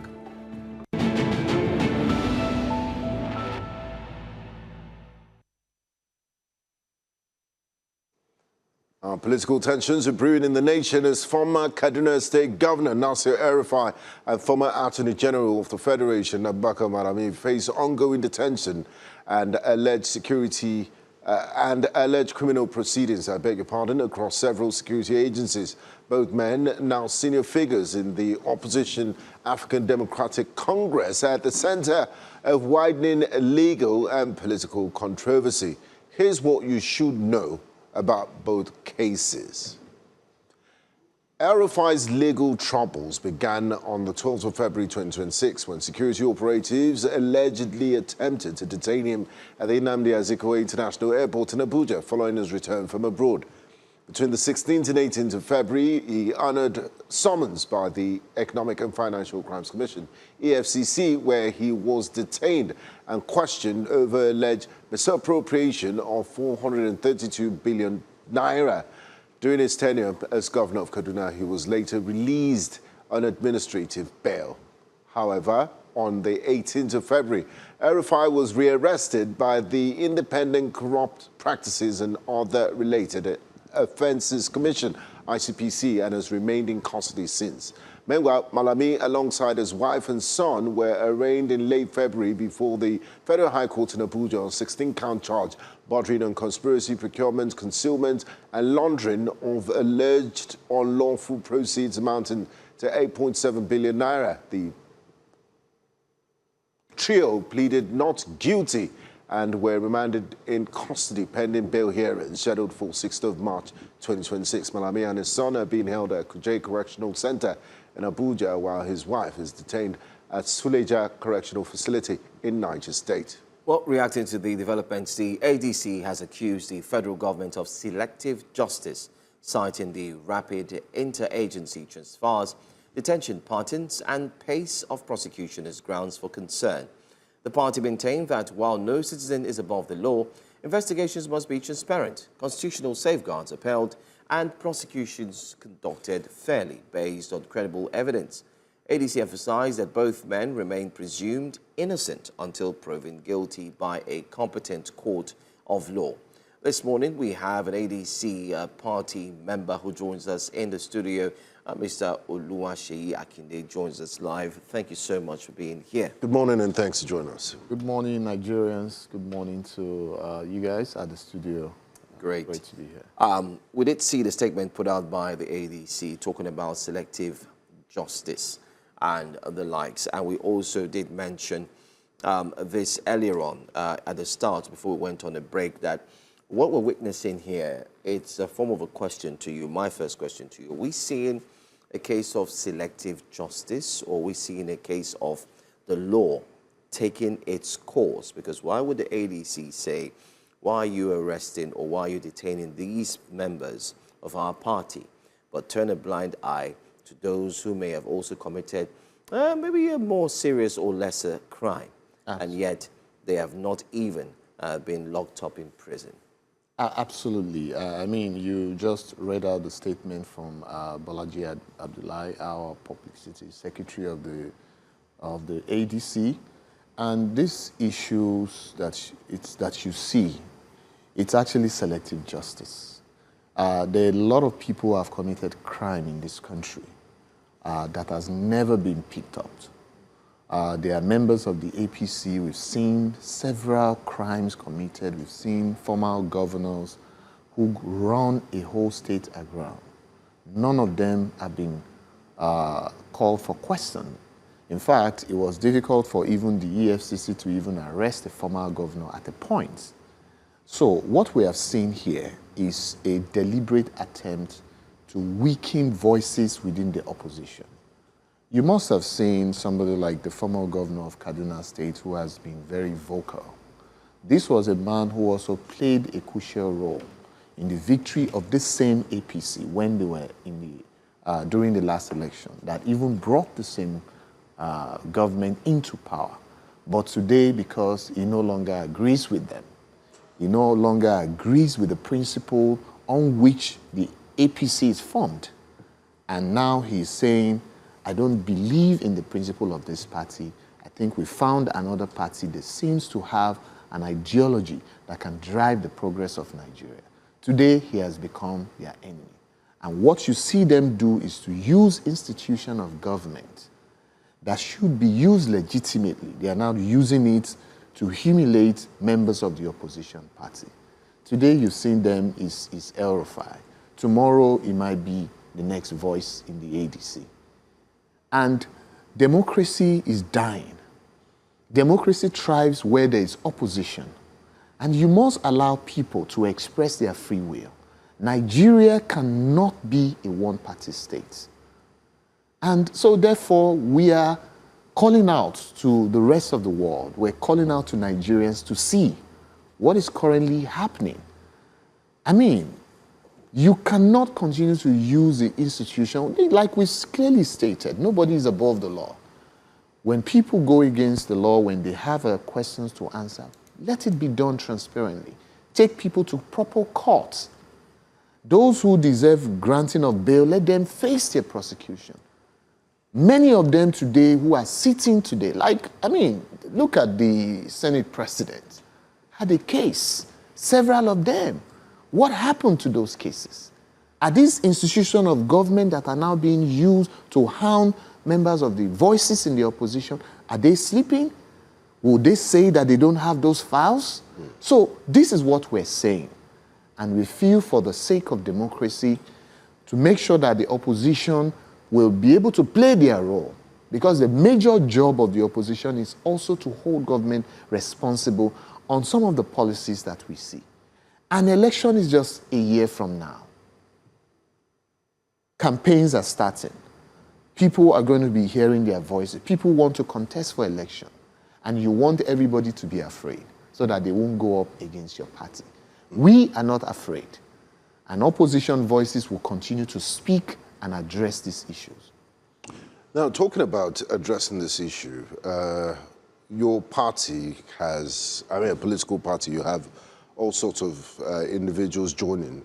Politics is a game of numbers, so sometimes you have strange bedfellows, and the fact that you're being very defensive of people that were senior members of this same APC just about 3 years ago, some were former ministers, very senior and vocal members of the APC. You didn't know what they were doing when they were in APC.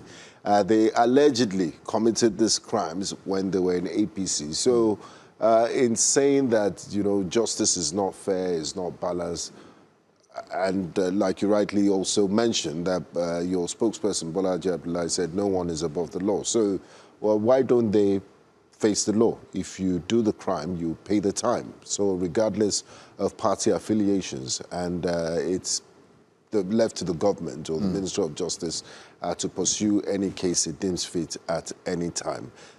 Yeah. Forget that there might be criminals in this party B or party A, but the ones that they've seen and they feel have questions to answer. Ordinary Nigerians that are apolitical and have no vested political interest will say, well, it's karma, it's their luck. Let them face the time. Yeah, so we're not against people being prosecuted. What we're saying is that let the law in Nigeria, let people go through the court process. Yeah, but they're going through the court process. So they're going through the court process. People are granted bail. You pick them up immediately. You are doing things wrongly. That's what we're saying. So you move from EFCC. Yes, you move from EFCC, DSS, EFCC, ICPC. I mean, these are very wrong things. And it's a very strange time in Nigeria to see how politicians are using institution of government that is meant to do their own job. Now, you see, when the former president, Goodluck Jonathan, was president in this country, he said something. He said, I have no enemies to fight. And under that administration, we saw freedom of expression. A lot of people came out openly against the government, several things. All the people who are in this current APC government today, even the current president. Even the current president said all kinds of things against that president. And he said, look, there would be no political prisoner under my government because Nigeria is a democratic country and the opposition must have a voice. And we're not going to prosecute them because they speak out. People are speaking out because they want their country to get better. That is the reason. So in a situation whereby, yes, you said, oh, crimes have been committed, we're saying let people go through the court process. And we're saying, let us also see, there are former governors who are in the APC who committed grievous crime in this country. They are there. Nothing has been done. So if you want the system to work, if you want us to see you fighting corruption, we're saying, let us see some balance. Let us see justice in its true sense. Not for you to want to say because, oh, somebody wants to contest for governor. And you know he's popular. I don't speak for the government, but in response to that, they might say and point out to somebody like a former minister also of that level, Chris Ngige, who's still a member of the ruling APC, that is, facing scrutiny, is answering questions from the EFCC and is under investigation. Isn't that balanced? I mean, it's not balanced. We know that the APC is even divided into two as we speak. The Buhari supporters, those who work with the Buhari government, are not with this current government because they don't believe in some of the policies which this government has implemented. So there's a sharp contrast in ideology within the APC itself. Those who worked with the Buhari government believe that some of the policy this government has introduced has actually, created the kind of suffering that we've seen. I mean, you took out 5 trillion. So there are levels APC to membership. APC membership. So it's either you are in Ashiwaju's camp and you wear his cap. Are you sure about that? Yeah, I mean, that's what we see. No, because he's saying that Ngige's detention is there. Ngige's persecution is because he's not aligning as a member of the APC. So you can't, because some of them are just in that party. Let's mention names. And these are quickly, just to add. Sorry, you had mentioned. Let's look at a few names. Former governor of Delta State, His Excellency. Even though we discussed this yesterday about using such words when you find out that people have their case in court, but he hasn't been proven guilty yet. There was an account of some monies missing during his time as Dr. El-Rufai Okowa. Dr. El-Rufai Okowa. Money were missing, but all of a sudden he was invited to the FCC just once. And after that, we did hear of he moved to the APC. Moved to the APC. The FCC has kept mum, no invitation up until now. You did mention the Senate president, the issue of the monies that were missing, and all of a sudden, after the FCC has spoken tough, everything has gone quiet. Recently, again, we saw the White Lion, the former governor of Kogi State. He was handed his passport to go for pilgrimage. Exactly. And the moment he aligned forces with the APC, even running the campaigns and so on, he was at the State House as well, meeting with other APC members. That's just 3 persons we've mentioned. And time will fail us if we start to go on. But these names are not just ordinary names. They are names of counterparts of those who are currently in detention. I'm talking about El-Rufai, and not forgetting to former Attorney General of the Federation, Malami. But does this in any way, is this proof and that once you become a member of the APC, truly your sins are forgiven? Because Adams Shomole, former governor of Edo State, has come out now with a statement as at yesterday saying that no politician will go to hell for a sin if he sins. For political sins. No political sin will make a politician go to hell. How do There's a political heaven and political hell. How do you wrap around? How do we talk about this? I mean, these are very strange things. And it's strange because you see, politics and governance should be separate. This party came on its own ideology of progressive. We want to follow the ideology of the outlaws. We want to follow the ideology of the Tafawa Balewa. But today, what we've seen is that democracy is dying under this government. What we're seeing is increase of crime, corruption. Look at the budget, look at the performance. Let's even look at all these things. Now you are arresting people, government agency that has never prosecuted no single person. I mean, since this government came to power, we have not seen the ICPC. We've not seen them maybe publicly come out to even pursue any cases. We've not seen, but suddenly election is 11 months to election. You want to silence everybody in the opposition. Like you cited, the case of all these former governor, very strong people with serious cases who are in this government, but because they've aligned with the party. So that's what you see. So that tells us one single thing. Everybody that you see today, all the governors that are currently joining the APC, they are not joining the APC because they believe the APC has something to offer Nigerians or offer their states. They are joining the APC because they are all crooks and they are looking for ways to hide their crime and to look for a safe haven so that they won't be prosecuted. But it's just a matter of time. No government lasts forever. And it's just a matter of time in the 2027 election, Nigerians will make their choice.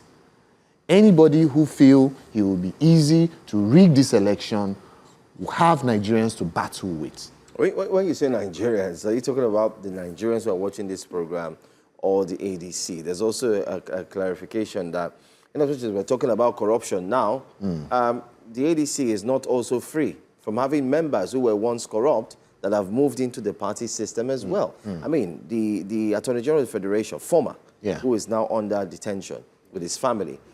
We've seen the number of houses, the weighty allegations. So is the ADC trying to also be like the APC to say, because you are in our party, therefore we'll have to shield and protect you? No, the ADC is not shielding anybody who has cases to answer. What we're saying in the ADC is that the democratic rules that guides prosecution must be followed. We are saying that we don't want to be a banana republic. You don't run a country by just picking people up, doing a media trial, alligating them without proving it in the court of law. That is how democratic nations run. So what we are saying is that if there's anybody who has a case, don't do the media trial. Let them go through the court process. Let Nigerians see, what is fair and transparent. fair and transparent. And don't let it be selective. Don't let it be because anybody joins the ADC now, you pick them up. Let us see people within your own party. All these names we've mentioned, like the gentleman that was handed over, the former governor that was handed over his passport. This was a man that has a case to answer. We saw how many months he even took for the EFCC to be able to even present him. Now he's being freed. So this is not what we want to see. I mean, in the same light, some critics of your party would say that, are you not worried about perception of how people would perceive the ADC? Because you're selling the message of change that we're different from the ruling party, will do a better job. But you're associating with people who took part in the theft of our collective patrimony that have serious character issues around them. That why they say, show me your friend and I'll tell you who you are. So why do you have a party that you have questionable members as some of your party members? That don't you do some level of screening? I mean, that means you are the same with no, the we are not the screening. same. We are not the same, and you need to understand the way Nigeria is built. You have multi-ethnic, multi-religion country, and the way governance is, right? When you talk about political parties, people join political party because not on an individual level, because the party has its own ideology. For if you want to judge the ADC, you have to look at his leadership. Is there anybody in the ESCO, on the national ESCO of the party that is being wanted? No. Yes, people join the party. They may have been coming from the same APC, but they disagree. Are you happy to have those sort of characters in your party? The way politics is run, I don't have the ultimate say to say that people should not join the party. But what is important is that it's not Seyi Akinde that will decide who joins the party. People will join the party, but I feel that when it comes to contesting election, I'm only asking because of the perception. Yes. People from the outside would have that, oh, you say you're better, but look at all the characters in your party. I mean, how you judge us, let me tell you, is when we present candidates for election, both at the governorship level and at the presidential. We'll remember this statement. So those are going to be the metrics to join. But at this stage of electioneering, people are joining the party. You cannot stop people from joining the party.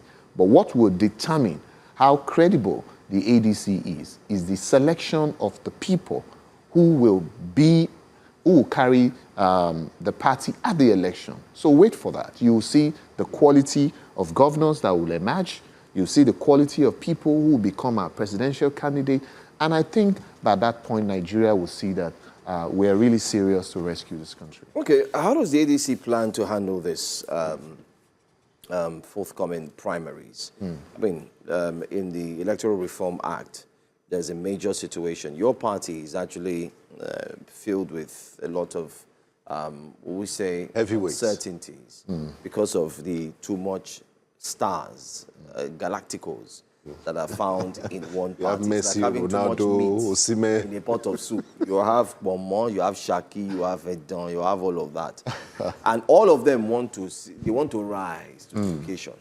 So now the Political Reform Act, Electoral Reform Act, also has taken it away from members of the party and has moved it to only those who are partisan, who are part of the party to select. So the voting process is looking a bit dicey. You have Mr. Peter Gregory, you have His Excellency, former governor, former presidential vice president, Alleges Abubakar. You have Rotimi Amechina, who has gotten the nod of some members in River State community who say he's our son. We must all rise for him. You also have so many of them. And you haven't solved that issue yet, because it seems like it hasn't been solved. How do you plan, how does the ADC plan on handling that ahead of the primaries, which, of course, kicks off pretty soon? Yes, so our primaries is going to happen. It's going to be a democratic process. And the people you've mentioned, our leaders, those who are vying for the highest office in this country, practically all of them are qualified to lead All of them will run together. So what would happen is that, as you've seen them, they've always mentioned that they are coming together is to rescue this country. Now, they share a common ideology around understanding that Nigeria must be rescued. And this government must be a one-term presidency for the sake of Nigerians who are out there confused, hungry, deprived, education, healthcare. Doctors are on strike. Those who are dealing with serious health issues know what Even they face. Nigerian electricity, look at it. They're going on strike in a country where deregulation has been done. You know, these guys are the owners of the power plants. They have mining resources in their hands. Governors have more money. But today we're still under darkness. So, our own leaders understand what is ahead of us. Okay. And there you are going to see them come together. They are going to come together at the right time. The process will play out. The presidential candidates will emerge, and they will all support, as you've heard them say it. Because so you're not expecting people to lose after, because there will be losers yes, to leave after. Yes. I don't see that happen. Okay. We've seen commitments from them. We're running out of time. Quickly, just before we wrap up, there's been criticism of the quality of opposition in Nigeria. They say, just like the issues we've been discussing so far today about, or you say justice is selective, but you're not petitioning EFCC, you're not protesting, you just issue statements, that's not the way opposition is done. You should be more, you should be harder, and you should do more than just issue statements and talk. How would you respond? I mean, the ADC is facing very serious, members of this party are being targeted by this government. And everybody in this country must know that. We are playing our role as an opposition. We are leading protests. You saw the protests. You saw many of our leaders come out during the electoral law passage. You've seen us being at the forefront. We're speaking out. And at the right time, when we need to lead mass protests, we will come out. We're not afraid of anybody. This is our country. We're not running away from this country. We're going to make sure that this country works for the larger percentage of people who own this country. Young people, middle age, everybody who is working hard in this country deserves a better life. And Nigeria must not just work for less than 10% of the people who are in the political class, who feel Nigeria is their birthright and the resources of this country belongs to them. We would make sure that Nigeria's democracy is returned to a place where Nigeria works for the working hard people in this country, which all of us are part of that. So we will play our role, and we're already playing that role.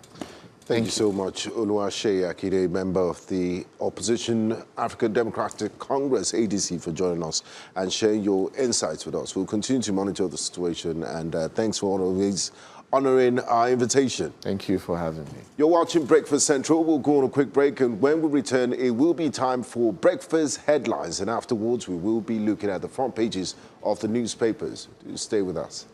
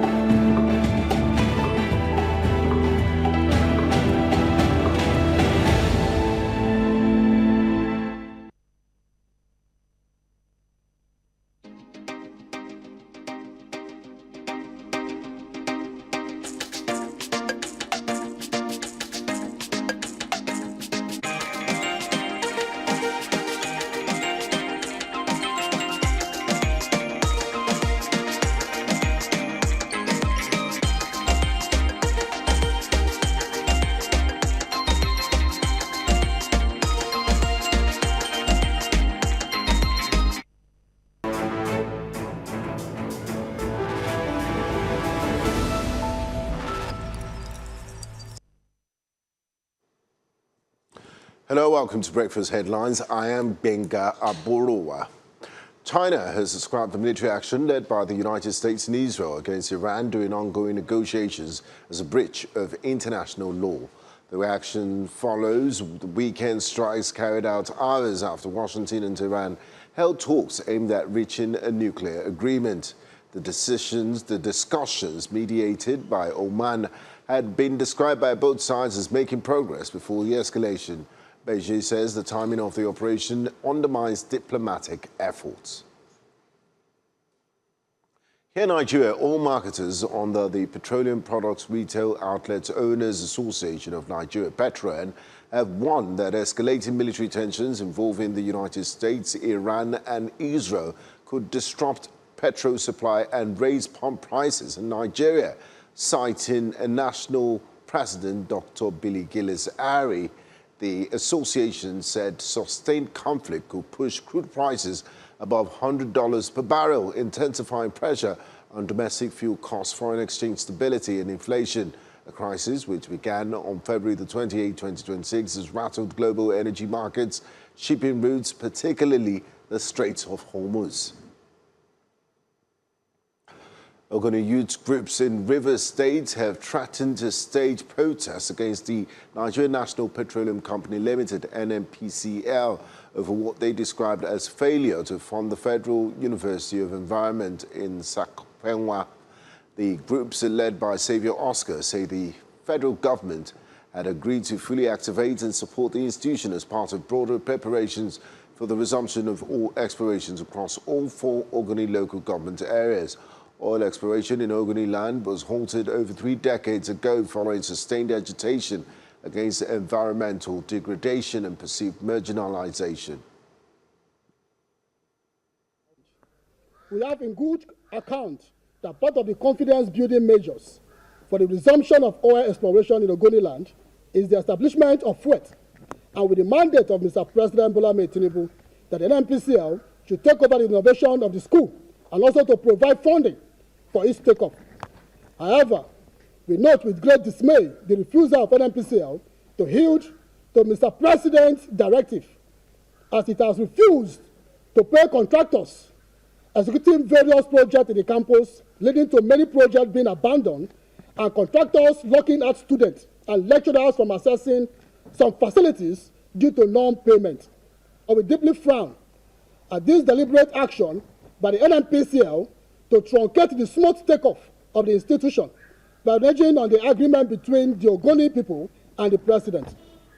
Other institutions established around the same time with FUET by the federal government have got funding for its operation, but FUET is yet to get as a body. We are being forced to view this as a deceit or deliberate action by the NPCL to breach the terms of agreement with the Ogoni people. We are giving the NPCL a 7-day ultimatum to immediately release funds for the payment of the contractors and development of the institution, or risks us occupying the gate of your office. The Medical and Dental Council of Nigeria has suspended 3 doctors following the death of Nkanu Adichie Esege, son of writer Chimamanda Ngozi Adichie. The council's investigative panel found a prima facie case of medical negligence in his treatment. Nkanu died on the 7th of January 2026 after complications during preparatory procedures. His family later issued a legal notice alleging professional misconduct. Those suspended include Eurocare's medical director Tunde Majekodumi, anesthesiologist Titus Ogunari, and Atlantis Hospital's chief medical officer Atinuke Uwajeg. The panel also cited both facilities in its findings. The petitioners are barred from medical practice pending determination by the Medical and Dental Practitioners Disciplinary Tribunal. Now, some civil society actors have called on the Nigerian Communications Commission, NCC, the Nigerian Broadcasting Corporation and other regulatory agencies to pay closer attention to content being generated and churned out on social media on a daily basis by creators across the country. They say that some of the content encourage societal vices while disregarding the Nigerian security and development, social well-being and mental health of citizens. This follows the social media backlash surrounding donations linked to Sheikh Tinubu and a heated online dispute between content creators and humanitarian activist Michelle Mukoro, also known as King Michi, and Vincent Martins Ose, also known as Very Dark Man. Non-partisan special interest group, the council find no fault in financial donation made by anyone, whether government or non-governmental, to King Michi or Very Dark Man. We even applaud and encourage such support and patronage, so long as the motive are not ill-intended against any persons or person. It is in this light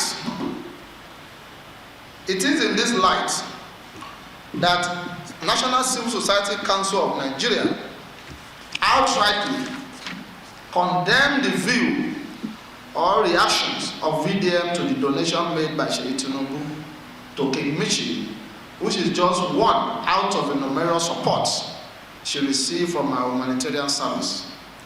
Every genuine human rights or social activist must learn to remove personal interest, agenda, or difference from public issues.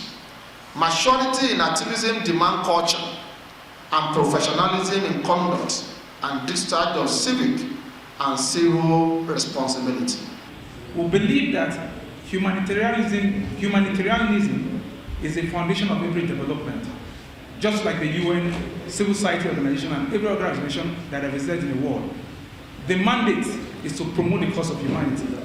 If at the cost of promoting the cause of humanity, you begin to also impact on people, personality, and such agenda wrongly, I think is very wrong.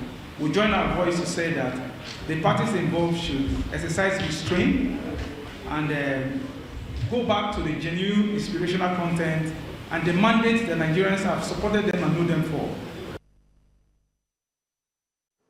That's all on the news at this hour. Breakfast Central continues shortly with breakfast, with the review of the front pages of the newspapers. I am Benga Boroa.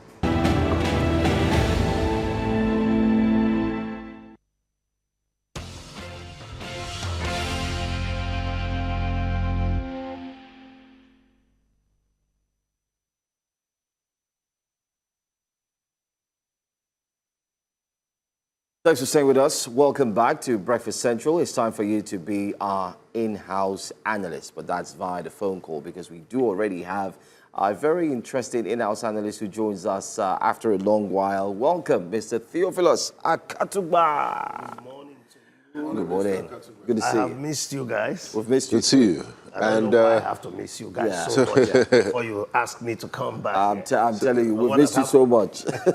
So many things are happening, and so many things have happened since I you remember left. the things we talked about. Most times that I see them coming to us when I told And then you we that say, I told okay you now. the coach of which country said he was afraid of Nigeria, Morocco, and I told you he has already laid an ambush. Very true. Anyway, don't forget you can be part and parcel of the entire front pages of the newspapers. All you need to do right now is make sure you dial the phone number that will be showing on the screen shortly. Call the numbers and let's get your thoughts on some of the big stories that you'd find on the front pages of the newspapers. But in the meantime, let me quickly take a deep dive into YouTube. Let's see what we have there on YouTube. If we do have any new comments or two that we can take. Okay, yes, we do. James G says, the intimidation is getting too much. Even a Chinese man at a company in Lagos threatened to kill Nigerians. His words, if you pay 100K, I will pay 1 million to tell them to kill you. Is he referring to the police? Well, until we find that footage, then we can confirm this statement of yours right there on our YouTube channel. But thanks for sharing your thoughts, by the way. He's talking about the issue of the NANS, National Association of Nigerian National Students, where a member there said they were going to go to any length to ensure that they win. And he claims to be an APC security committee member. I wish our leaders gave similar attention to real issues like they did to silencing their critics. I wish they applied the same urgency to governance. Well, that's pretty much what we also take. That's from Ibis Siki. But keep your comments coming. Let's start off with this Nigeria. That will be our first paper for this morning, so we can delve into the analysis very quickly. This Nigeria is a paper you can look into. Apologies to our friends who are joining us on YouTube. In case you're experiencing difficulties, we sincerely apologize. Electricity consumers want discos scrapped. Is that possible? You want distribution companies scrapped? Anyway, 2027 presidency, forget it. Fintiri tells North. Oh, wow. And his reasons. Adamawa governor says power should remain in South for another 4 years after Buhari's 8 years. Okay. Alcohol ban in small pack sizes to reduce underage drinking. NAFDAC, we're back again. Non-adherence to procurement timelines fuels waste. BPP. And Nigerians in the Middle East urged to heed travel warning, seek evacuation assistance. By who now? I mean, the airspace is still closed. How do they? Maybe they can use submarine too. Anyway, let's start off with the big one. Fintiri telling the North to forget about it, that power should go to the South for another 4 years. Well, that's the politics of ethnicity that we're all trying to run away from. The fact is that that's how we have been running, rotating the presidency between the South and the North. He's just making a very realistic statement. For example, he's telling the Northern candidates and all the politicians that the fairest thing to do is to ensure that... wait for the 4 years. 4 years, as Buhari was given 8 years. And, but that does not stop the fact that people must contest the election. The election will be contested. Even Northern candidates can appear from any other party.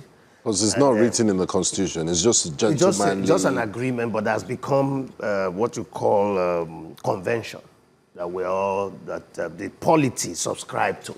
And it's a very big argument. Atiku had gone against that argument severally, and he has been paying for it dearly. And that was what birthed Wike's also PDAPC. The issue. So it's a very touchy issue, and seeing Fintiri coming, it was speaking directly to Atiku. And so because of the division that his movement has caused, Atiku's son has moved out. There must have been several conversations and even behind-the-scene engagement. And he did not expect Fintiri to move because that is a big blow on his political aspiration. You can't aspire to be president of a country, you couldn't consolidate home. So much has been happening to Atiku's ticket. So much. So much. The pain is hard. It's like shouting, Yakubu, manage. So this last one that Fintiri just said is also finally to nail Atiku's coffee. And his son finally leaving the role of a commissioner. What impact does that also have? Does it show solidarity on the father's part? It's a solidarity on the father's part, and also to bring to fore that the Fintery's move is not totally well received at home, and that even his political base will be shaken. I expect some more people resigning shortly. You know, Adama, gubernatorial elections are always in the spotlight. And it's a very interesting place to watch. So we'll be on the lookout in 2027. Alcohol ban in small pack sizes to reduce underage drinking, says NAFDAC. It's almost like thinking in Nigeria is binary. It's either there's a total ban, you throw away the baby and the bathwater, or you don't do anything about it. How do you react to this ongoing debate? You know, those that are engaged in the business saying, look, it will lead to loss of lives. People are complaining about drivers that you don't drink and drive, and how there's such a proliferation of this small pack size alcohol like beverages. Do you buy NAFDAC's argument that if you ban them, it will reduce underage drinking? Because it's easier for a teenager to buy a small pack than, you know, and they can afford it. To even conceal it, it's also easy to move it about. And conceal, yes. I think NAFDAC has a very big point. The only problem I have with government and some of government agencies and their policies is that why are they not able to have foresight? How did you lead so many people into this production?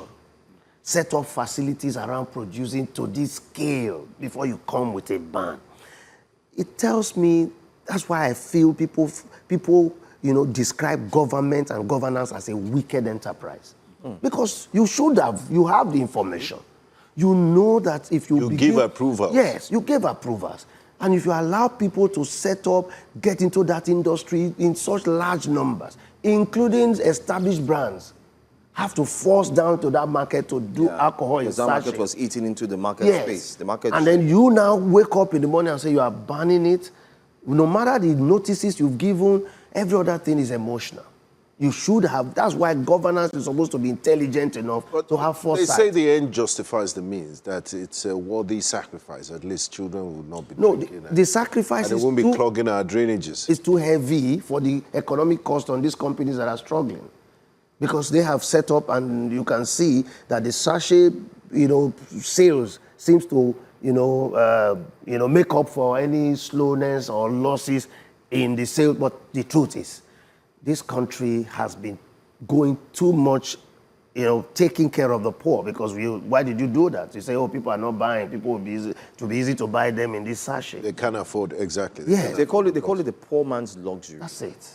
That the poor man is able to feel some form of luxurious way. The sachet when economy. Yes, the moment he holds that sachet, it feel belong. The angels sing. It's almost like Dorime.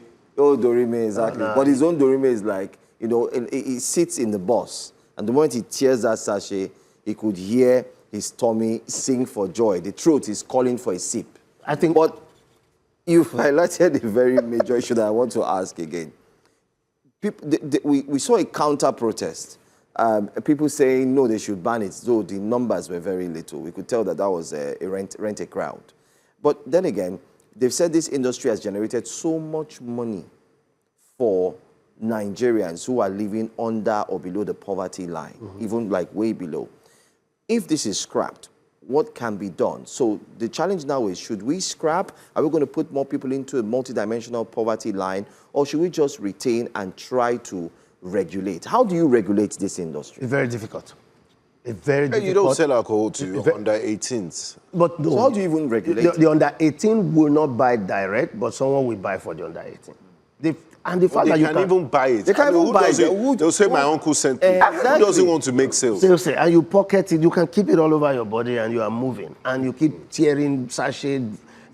I sympathize with the people in the industry, but I think NAFDAC should do a little bit more to bear the cost for those who manufacture, buy off this equipment from them, and find a way to compensate them. That's my call. You don't just ban them and leave them to their fate and tell them to go and lick their wounds. How about diversifying?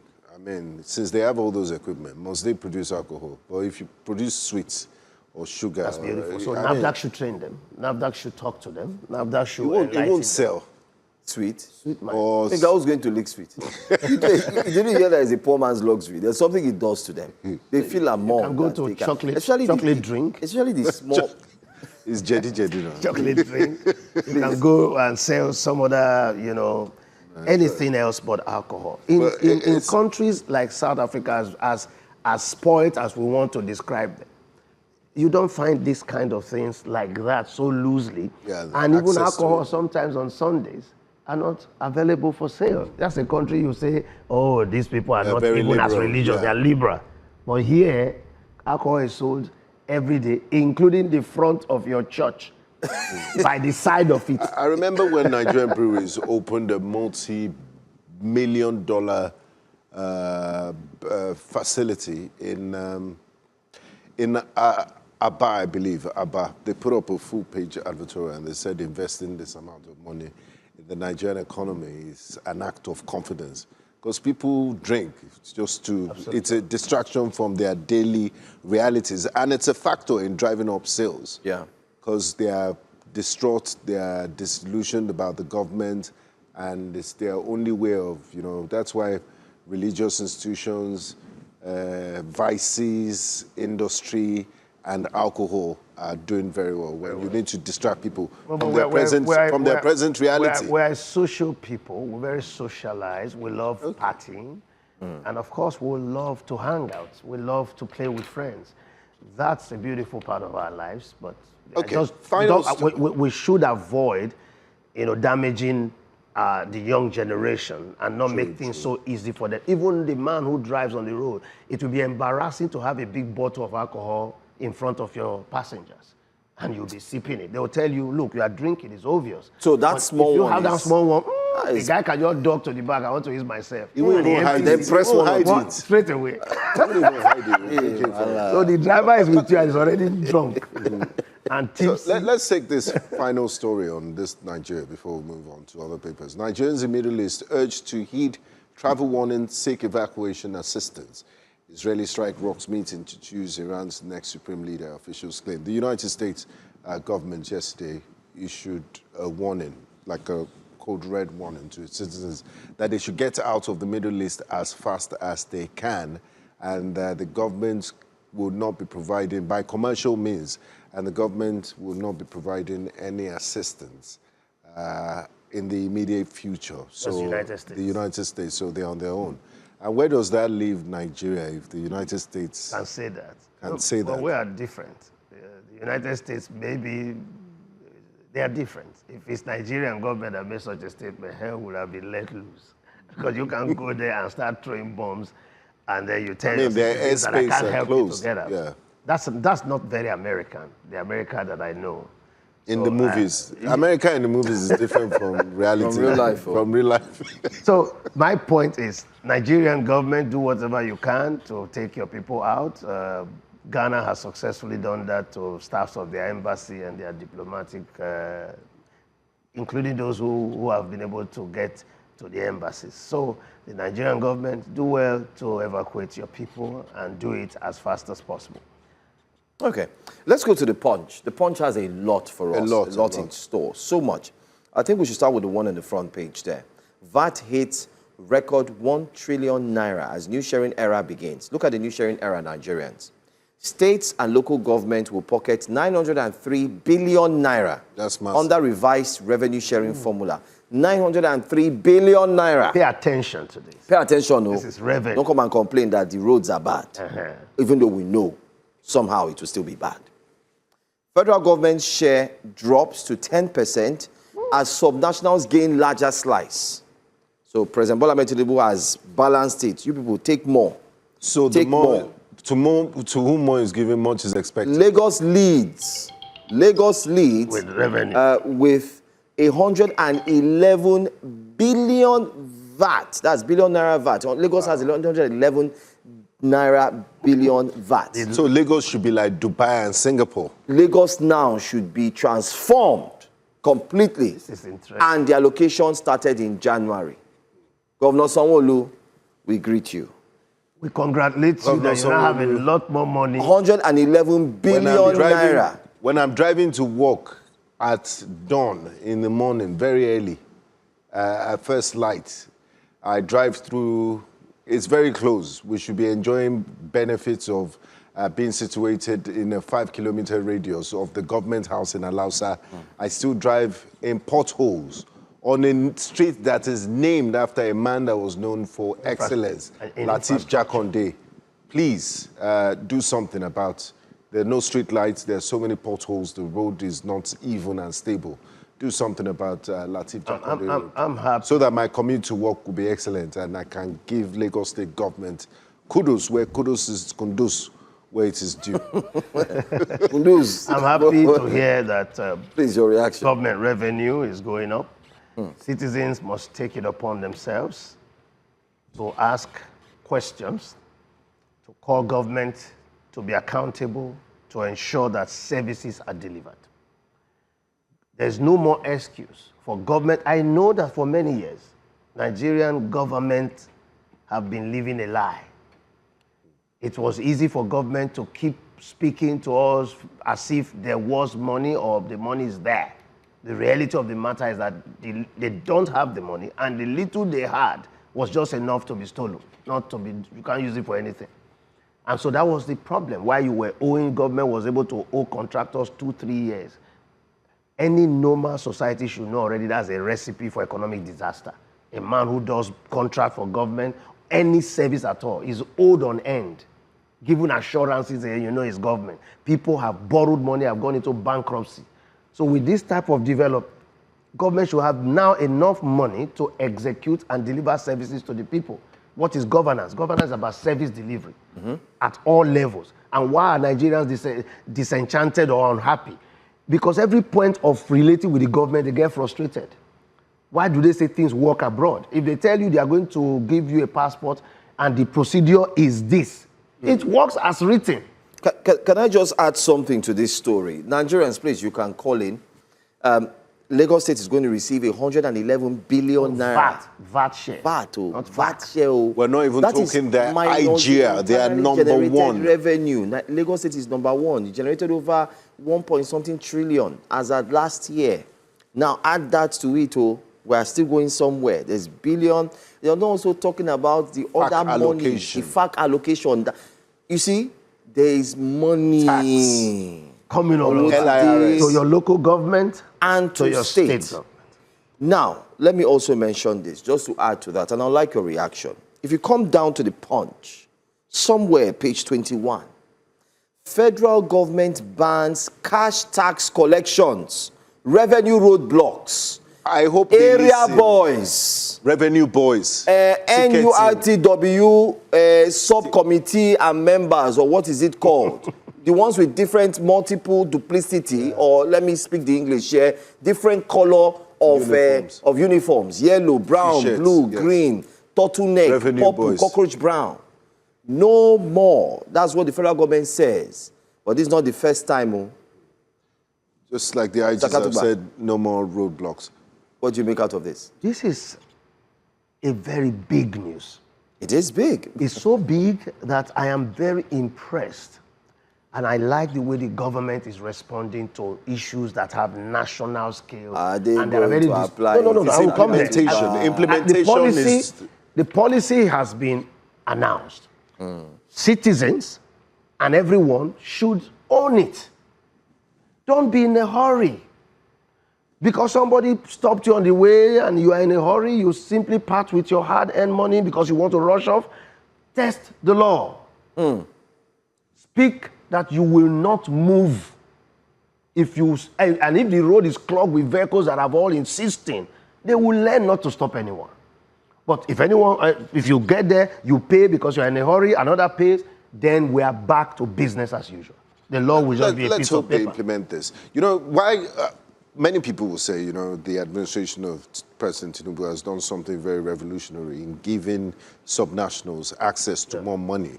And in the bigger picture, does it mean Nigeria's accountability now? The ordinary man on the street that used to, you know, point at Aso that my road is bad. It can't happen in other climes because it's Tinubu's fault, it's the government, it's the president's fault. It's either Jonathan Tinubu or Buhari, whoever is whoever is at the seat in Aso Rock, does this mean we need to start holding, because our governors have had a free pass. They've been living like emperors, and does it mean, how soon would you see that shift, that in Nigerians holding their governors responsible and local government chairman? Or is the president doing this to absolve himself from responsibility? The president has done what should have been done many years ago, where the sub-nationals have most of the resources, but they are close to the people. They deliver the services. The local government, the state government, they are supposed to be the one delivering services to the people, and they are closest to the people. Unfortunately, over the years, because of the system of governance, the unitary system of this, a lot of Nigerian money were held back, at the federal level, and the states didn't get enough. Even when they were allocated, they didn't get it in good time. We need to enlighten citizens. There must be citizen enlightenment continuously, letting them understand that not all roads belong to the federal government, not all roads belong to the state government. Some of the roads are owned by local governments. And because you see this, you'll begin to understand that citizens will now see that, okay, if this is true and the money has been given to my local government, I shouldn't call on the president for a matter that can be resolved at the local government level. We must, it's a matter that the media must reinforce and continue to repeat. Okay, let me just to clarify what we had said earlier on, for the clarity, especially for clarity rather of our viewers. The cash tax collections and revenue roadblocks does not include the road transport people. So, that's associated. Okay, the associations, the street urchins, the area boys who mark buses and all that. In the entire story here, that has been exempted. It's not there. What they are rather talking about is the collection of tax revenues. What type of example is it? So they're talking about the collections. They're talking about roadblocks, making it hard for those who don't pay their tax and those who will be paying multiple taxations. Rather, they want to clear it so it's simple form. So they ban cash collection. They didn't ban it. It means that you can only pay digitally. It means that you would have an ombudsman if you need to pay your tax. However, if you earn below 12 million naira annually, you are exempted from tax and so on and so forth. But what we're highlighting initially, I was looking at the roadblocks that was mentioned and the fact that you cannot just collect taxes. There are some taxes called stickers. Yes. In Lagos State, you see delivery vehicles are paying Nasarawa State sticker. Exactly. That was not Taraba mentioned State here. sticker in Maryland. That's where I'm going. My 12. That's where I'm going to. Yeah. That was not mentioned here. So it seems that there's still a loophole that we need to really sort out. But I'm sure you'll get a member of the federal government to join us and further explain these tax issues so that there will be clarity. Because one of the issues I had raised earlier while we saw this story, and I was thinking it is, until I've gone through the story very quickly to highlight what the key components are, was that people are saying, if we're paying taxes, we're paying tax, because there's so many taxes, too many. And then the area boys will still be on the road. For instance, somebody who has buses, is into transport, and he goes directly, the company, if his company makes XYZ amount annually, the turnover, the government will take their tax from the annual budget he makes in terms of annual income or profits. He would have to pay his taxes. While he's paying the federal government, is he still going to come and pay the road people, pay this one, pay that one, pay here, pay here? How many taxes is he going to pay in total? That's the question. Well, everybody, every association, drivers should go and find out exactly what this means, and they should hold up and protest if anybody, because in Nigeria, the enforcer of the law is corrupt from day one, and he goes to enforce the law to utilize it to enrich himself. So you have to stop him. If you don't stop him, he will continue to do you in. And exploit. True. Yes. So there's no story. The law is there. Enlighten yourself, enlighten your people, let them know the truth, and don't be in a hurry always to sell your rights. Let's look at this story one more time. Big one. Tinubu nominates Oyedele as minister. That is a very, very surprising move, and I just suspected. Is Wale Edun about to leave, and they are preparing someone to take over? I just thought of it, and I said, because to have, in a country where we're talking of federal character, and you have the minister and the minister of state from the same part of the country could raise eyebrows. And so I I just had it in mind that there's something coming, there's something they know, and that they're trying to prepare. And again, the Minister of State for Finance had a little altercation in the National Assembly when the minister was asked, why haven't you disbursed money to government agencies? So the Minister of State was responsible. Yeah. And what happened there was not too nice. And it looked like they needed her to, I don't know what happened. So, taking her out, does that solve the problem? Finding out what really happened should have been the issue. So I don't understand why she's been moved to budget and planning. Well, I think we do have a little. But I must commend the hindsight. appointment. The man appointed is duly qualified, apart from the other political issues that I just highlighted. And I commend the president is always having that, that knack for getting the right people into the right places. But the fact that you have a minister, the substantive or minister, the senior minister from the West, Southwest, and the Minister of State from Southwest, same ministry, might raise some eyebrows. It is. It's done that already. We did see what Nigerians are saying, talking about inclusivity and one Nigeria, that it doesn't look that way because every appointment is going towards one direction. But let's look at this other story very quickly. Israel-Iran tensions, airlines lose over 7.5 billion naira amid grounded flights. Yeah. Was Trump really thinking deeply before he made that? It's very hard to believe he thought about the day after scenario, or if they did a good troubleshooting of what could have happened, because the entire world is a mess. Yeah, the first problem is the morbid fear of Iran, and sometimes some overhyping of their capacity. Are those fears justified? Because Iran says it openly, that death to America, death to Israel, that the mission, saying and acting... The goal of their existence is to destroy the two nations. So these are enemies. It's one thing to say something, it's another thing to carry out your threat or have the means to carry out the threat. Yesterday, Rafael Grossi, the head of the IAEA, said from investigations, Iran doesn't have nuclear bomb capabilities. The United States' own Ministry of Defense, the Pentagon, in a congressional hearing says intelligence said they do not possess weapons of mass destruction. I hope you know now that... And now they unilaterally, the Chinese yesterday said it, they issued a statement. Canada's own Prime Minister, Canada shares a border with the United States, they're allied, said that the United States carried out an illegal attack on Iran. Who are we to sit here and say that war was not illegal, that they didn't start this chain of madness? Because they say they also... And loss of lives. Yes, I agree. I agree with what you're saying, but don't forget that Israel has a morbid fear or morbid worry about Iran's whatever direction they take. Now they saw that the protests that erupted in Iran and the fact that Iran is taking action against its own citizens is also another issue that they are holding on to, the United States. The United States did not even come into this as fast as it wanted to. That's why you see Israel has been making noise about capacity, nuclear. This is the time for regime change. They're uncomfortable with Khomeini and all of that. If people acted on impulses and, I don't like you, I go in, I kill your president, I cause things. Is it in Israel's place to tell you that they want a regime change? Israel has about 19 tactical nuclear warheads. In the Middle East, Israel has invaded over 7 countries in the last 2 years.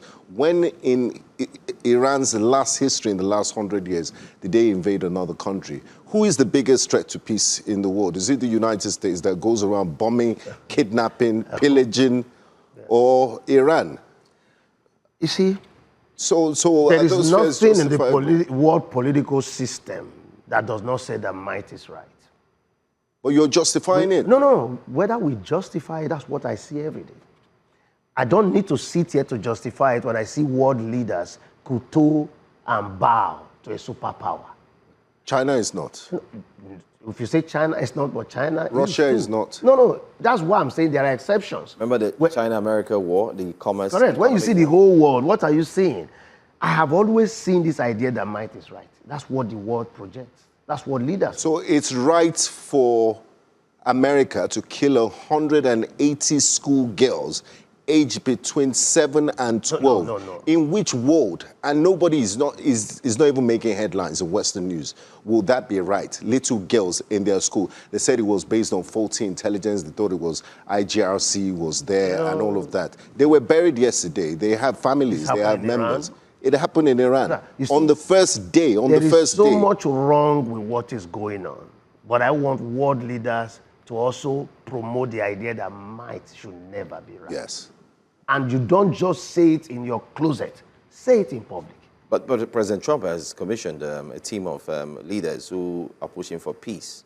The board of peace. Yes, an attempt to weaken the United Nations. So you see, it's about might again, playing out. And other world leaders. It's about might. Have you not seen world leaders in that board of peace making donations? Oh, absolutely. Make donations, make financial. Let's go to the Guardian. You need $1 billion to be a member of the board of peace. Let's wrap things up quickly with the Guardian. Time is up. Faulty design, vandalism, neglect, endanger, $3.4 billion real overall. Faulty design, vandalism. Okay. Farmer-header clashes claim 3,000 lives, displaced 300,000 in 5 years. All right, and let's take this one. Let's do Umahi Ohiri Bika over allegation as Huriwa demands probe. Let's talk about Dave Umahi. Too much. Well, I hope you know, the battles are coming from home. And so I'm very worried. And then he goes on to make a statement, if it was Natasha. Maybe they see, no, you know, these guys are quite light-hearted and flippant sometimes. He should not have dragged Natasha into this. You know, he was only just, he thought he's joking to the effect that this woman, if you look at beauty, if I'm looking for a woman, that was what. But that's somebody else's wife. But that's someone else's wife. That's very bad. And use your wife as an example if you want to But you compare. see, it's a dirty thing. Everyone has gone dirty and they are all dirty. I feel that Umahi is facing attack because of political future. He appeared to currently be a shining light of the Southeast. Umahi, I cannot hold brief for anyone, not even for someone that you are holding hands with and walking on the road. All I want to say, the woman has approached this matter in a manner that is completely unacceptable. We don't run our country on the basis of, you know, sensationalism, blackmail, and social media brigandage. She should have been telling us that there's a case in court, that she has sued him for the money. And that this exactly is the transaction, you understand? Because everything that I see is very sensational. And while I do not support the statement that the minister made, saying that if it were Natasha, it would have been an issue that he would have, but the other one was something below the belt and out of order. But the woman accusing Umahi is doing a very bad job at what she's doing. If she was... I mean, she reached out in private for years. No, that's what she claimed, but she should prove it. She should go. She has brought out receipts, an invoice. That's receipt. We have the can I video. say something? Then why not go to court? You don't shout on social media for debt to be paid. It's actually a wrong approach that we must condemn so that we can have a decent society. If someone is owing you, don't go to social media because you can't undo the damage. And again, you will run into trouble for libel. Go to the court and sue. Show us that I've sued him for my money. And that this is why 25 million became 240 million. We sign an agreement of interest. Everything must be there. Nigeria cannot survive, operate, or grow on this altar of emotionalism, on social media blackmail and brigandage that we have turned the social media space to. It's very ugly, especially the Nigerian social media state. It's too ugly. But positive things come out of it. So many victims of bullying and harassment have only been given justice because their cases were highlighted on social media. I do understand the vices and the bad parts. Social media is good. There are positive things. It's the people. It's what you put on the social media. It's a good thing. It's opened up the space. It's democratized communication. Absolutely. So we must sustain it. But not people who think that when you have a transaction with Mr. A, the only thing you have as a weapon of war is social media. And then you think, I will go there. That's not the place. Marriages are going there. Everybody that have a private affair goes there. That is not the way to resolve. In every decent society, matters are resolved through proper channels. And we should be patient. It is this impatience that led us to pay bribe when we shouldn't pay bribe. Someone has not even arrived police station, has already started paying police, even when the case is in his favor. Because he's panicked. Panicked. Yeah. Anyway, thank you so much for joining us, Mr. Theophilus Akantugba. We've had a wonderful time looking at the front pages of the newspapers, and we do look forward to hear from, most importantly, our callers. Unfortunately, we also told some network connectivity issues, but that's fine. Thank you so much for being here. Tomorrow's going to be another day to be here. And hopefully, Thursday edition. We would try as much as possible to get the people that matter most. Lagos State, again, you have 111 billion naira from VAT alone. So is there an excuse? No more excuses. Lagos should be looking like Dubai. Dubai does not, the monies we have should be able to transform Lagos completely. I mean, we want people to come from Ghana poverty. and be wowed. To see that we've never seen this sort of thing in But Accra or Takura. I'm confident that, governance... Oh, time to go. Governance is... it's just that people, the governance system and the people, everyone has a selfish motive. That's it. And so how does the governance It's a come-chop... how does it function? It's my turn to eat. Both opposition... How does it function well when we have 5 people in a system